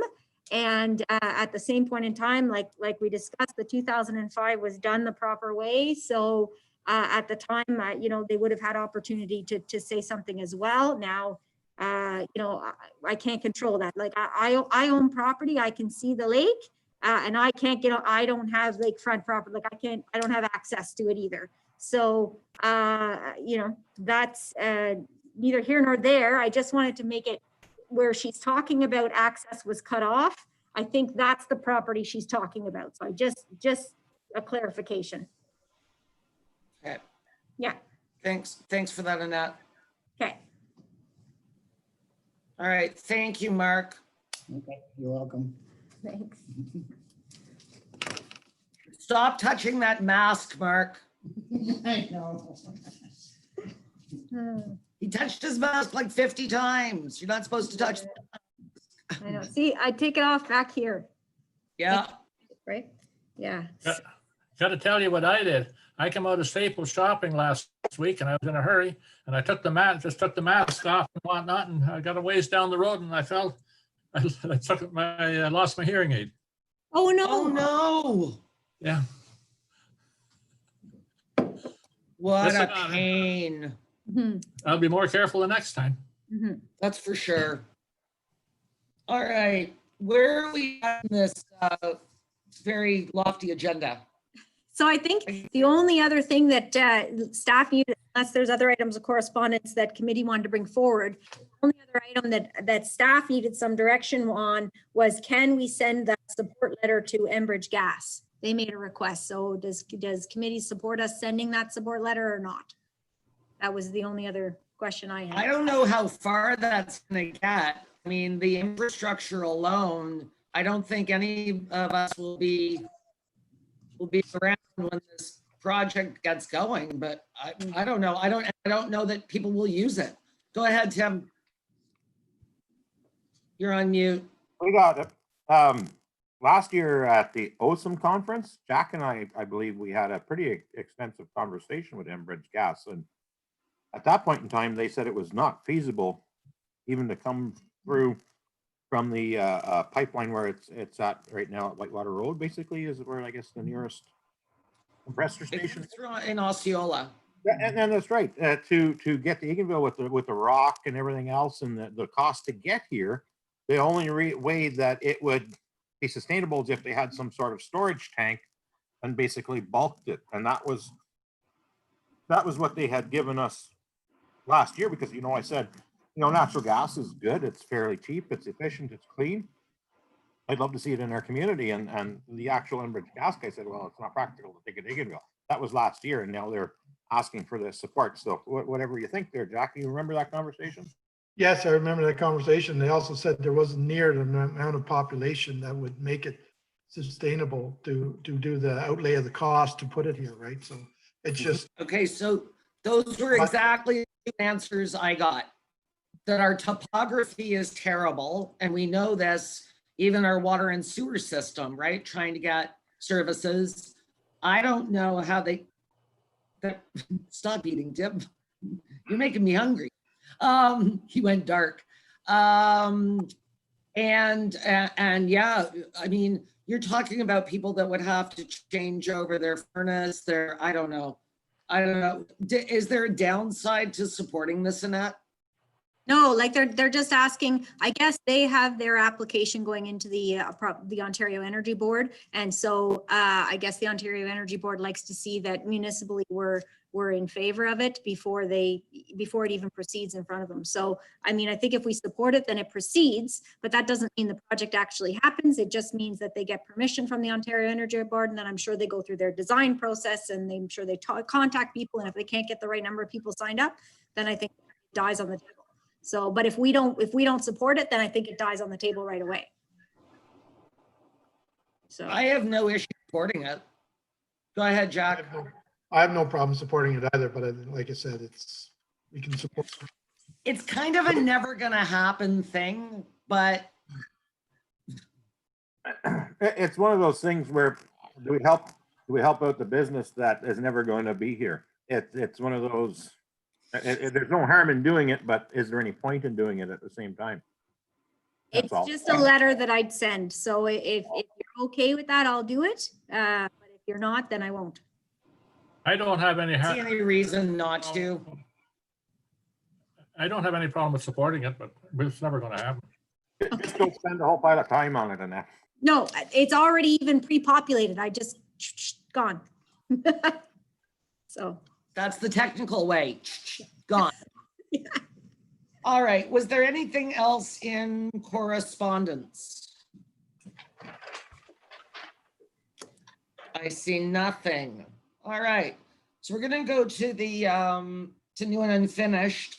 Very briefly, my County of Renfrew update. I already talked to you about the official plan, which was the biggest thing that I had on my agenda today. The other thing, and you will receive this as an addendum to our agenda. I was on a call with, I'm assuming all 444 mayors, Minister Steve Clark and the Premier last Thursday. And they very kindly gave us almost an hour of their time. They did some opening remarks and then opened it up for questions. In the Premier's opening remarks, he indicated that he needs our support as well, right? He's been supporting us. We need to support him, which I thought was an excellent message from the Premier. So we got into the question period, and I think I've spoken to a couple of the councillors about this, and I know I've spoken to Annette about it. Very directed questions for the Premier and Minister Clark about things specifically in their community, including one mayor that asked that the speed be reduced on a highway around a lake. And that's no joke, guys. Somebody actually asked that. And other questions were that pinpointed to their areas. Because my two questions that I had in my head were already answered, one of which of course was broadband, I happened to be the last question on the call. And when they got to me, I said, my questions had been answered. So my question to them was, how can we help you? What do you need from us?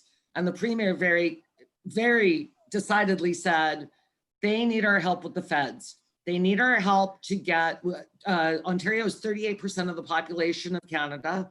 With the disbursements from the feds, we would be about $2 billion short. So he's asking for our help to get the 38% from the feds, and also that monies for broadband need to be dispersed yesterday, not tomorrow.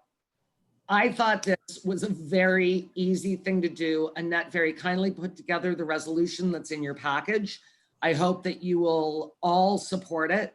It was a really nice way to end this call with our provincial partners, and it felt really good, you know, to say after all the people wanting things from them, what can we do? You know, we're a partner in this as well. So I hope that everybody will support the resolution. We're going to do it this evening, right, Annette?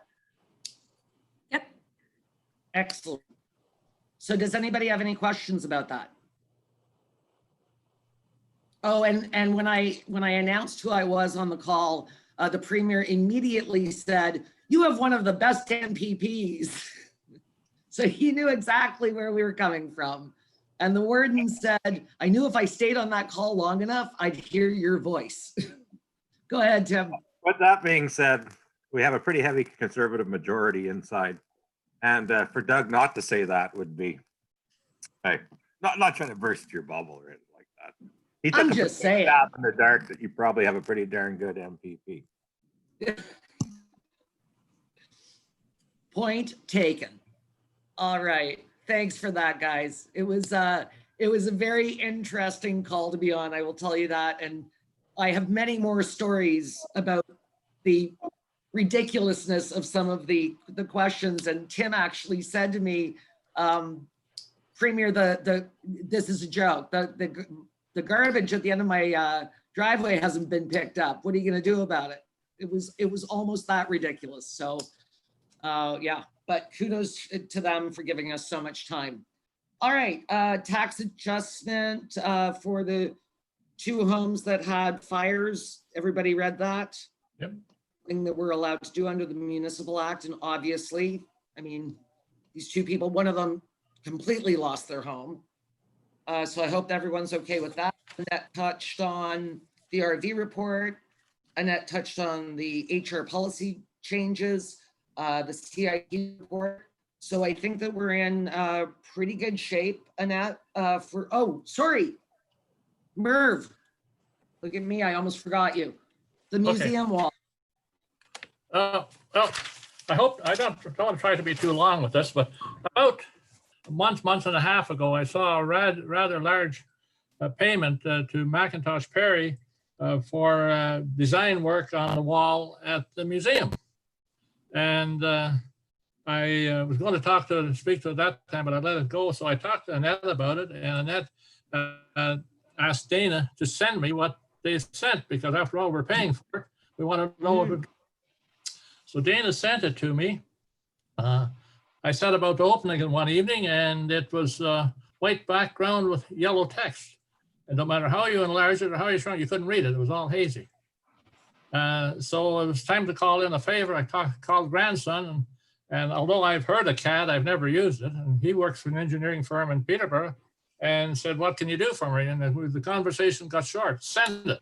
And I got it back. Try this. So now we can read it. And I sent it back to Dana. So just briefly, some of the observations I made, well, before my thoughts before that was, well, this council never asked for any design of the wall, and about 2 councils ago, since we talked about that, how do we know how it's going to cost if we don't have any design for it? So anyhow, one of the first things to confirm that, one of the first things that they addressed was the beams running across from the 2nd floor from the museum to the wall, and how it had spalded, and what they were going to do to repair it. And a footnote said, "Don't get up on the top because it's dangerous." Well, we fixed that last year, so it's been a while since they've been there. Anyway. So Merv, just to your point, I think that report is maybe 2 councils old. Yes. And the reason that we needed it was because Dana once again applied for funding. Annette, help me, through Heritage Ontario? Oh, no, it was through the RED funding, their capital program. And we applied for that and one other that will be coming forward at the next council meeting for the Economic Development Action Plan, which we had to keep silent on, but now they've sent us the agreement, so I think we're good to go. So we got that one, and we didn't get the museum wall, unfortunately. So, But looking at what they're proposing, I think we need, it's going to cost a plenty. I think it's going to cost. yes, it was quite a big. big bucks. Yep. It Oh, was- yeah, huge. Yeah. Yeah. Huge. But, Yeah. but they won't even consider a grant app if it's not shovel ready. Yeah, as I say, like I don't know, maybe Dana called him. I don't know what stirred this up, but because of the COVID, they weren't very busy, and he went through the files and said, "Oh, here's one we've did a couple of years ago, never sent it out or got paid for it." I don't know. If memory serves, something happened to the fund when Dana originally asked them for it. And I think that was through Ontario Heritage, because Dana and I had been at a conference. And then we found out that the funding had dried up before we even had the opportunity. But I think we should contact Mackinac and Perry or someone for them to give us some kind of an idea what they think this is going to cost to do. Yeah, I think we can do It's going to that. shock you when you find out from reading this, what it's going to cost you to do. Yeah, no, we did have costing because we just applied for it. So I can send you that as well if you'd like to see it. Like, No, I don't need it. I'm just wondering if you had costing. yeah, no, we do. It is. What did they tell you if this is going to cost? It's a lot of money, and I don't have the number in front of me right now, but I can, yes, it was like, I don't see us doing it without funding. So we'll continue to search because there's no way we're going to be able to fund it on our own through the tax levy. No way. Anyway, the long and the short, if I anybody think- wants to see it, Dana's got a readable copy now. Great. Thank But you. I think Mac and Perry told us years ago that we wouldn't be able to do it without funding. Yeah. No. I mean, this is an ongoing problem, right? Yeah. That It's got to be fixed. you sit at the lights and you look at the wall. I don't even like people parked there. It makes me nervous. It's got to So- be fixed. Yeah. But there didn't seem to be an inexpensive way to do it. No. And And it's got to be done correctly, right? it's very interesting. There's a couple of things that I just noted, and I don't want to get into it too deep, but their proposed wall is an 8-inch wall, but there's no proposal to key it in at the bottom or pin it at the bottom in case it wants to kick out. I mean, That's above my pay grade, Merv. well, Yep. we won't get into concrete slumps then or pouring procedures, or the fact that they didn't design a form for it. Neither the contractor that's going to bid on it have to design how he's going to form it. Right. Yeah. All right. Moving on. What's going on with the CN rail line? I had a call from a resident of Tranquility Bay. You recall last winter that they used the railway on the reserve to commute in the wintertime. But there's a concern now because the reserve put big boulders there. So they want to know if there's any harm in them using the rail track from Tranquility Bay out to Zata Road. And I said, I'd talk to council about it, but I suggested that she talk to the chief, because that was probably just put there for the pandemic, that they'll probably take it down in the wintertime and they can use the route again in the wintertime. But Certainly, if she wants to reach out to Wendy, yeah. just ask the question, or if you want to reach out to Wendy. But does council have any concerns about them using the rail line from Tranquility Bay out to the Zata Road? If they want to look after, they'd have, it's a snowmobile trail, they'd have to post it that there are vehicles being used there. Jack, what do you think? Well, that's what I was gonna say, Merv. That's a snowmobile trail, and that's, I think it's just an accident waiting to happen when you buy, like, that's a straight stretch on the track where the snowmobiles come around, and I don't know, I think we'd be better if we could get them to go back through, back through where. Yeah. Because going all the way to Zata, first off, who's gonna clean it? They're gonna have to maintain it, and then you're gonna have the hassle of the groomer, and it'd have to be it'd have to be something that have to really coordinate with, and I don't know who looks after it. Is that, that's Bontrae, isn't it? Is that Bontrae's part of the trail? I believe so. I think so. I think that's Bontrae's, right? So I, That's quite a distance they'd have to plow. that's right. And I'd only, as a last resort, I think it's Yeah. still the other way because But And you I see, now agree we with got, you. I now think we it's, got, I think that's an accident waiting to happen. now we got one permanent resident down there and others thinking about it with no Yeah. access in the wintertime. But I suggested strongly that they should talk to the chief first, and the chief would probably tell her that they're going to take it away for the winter. I would Murph, suspect. can you keep me in the loop on that? Will do. I can reach out to Wendy. Yeah, okay. Thank you. All right, and I've done number 8, the resolution for federal funds. And our next meeting date is August 11th. We have no media. So I do have a resolution dated this 14th day of July. The committee proceed into closed session in accordance with the Municipal Act, section 239.2, to deal with the matter as indicated below. Personal matters about an identifiable individual, including municipal or local board employees. Can I get a mover, please? Moved by Tim. All in favor? All right, so we are now in closed. Okay, And I just gotta take us off YouTube. Bear with me. yeah,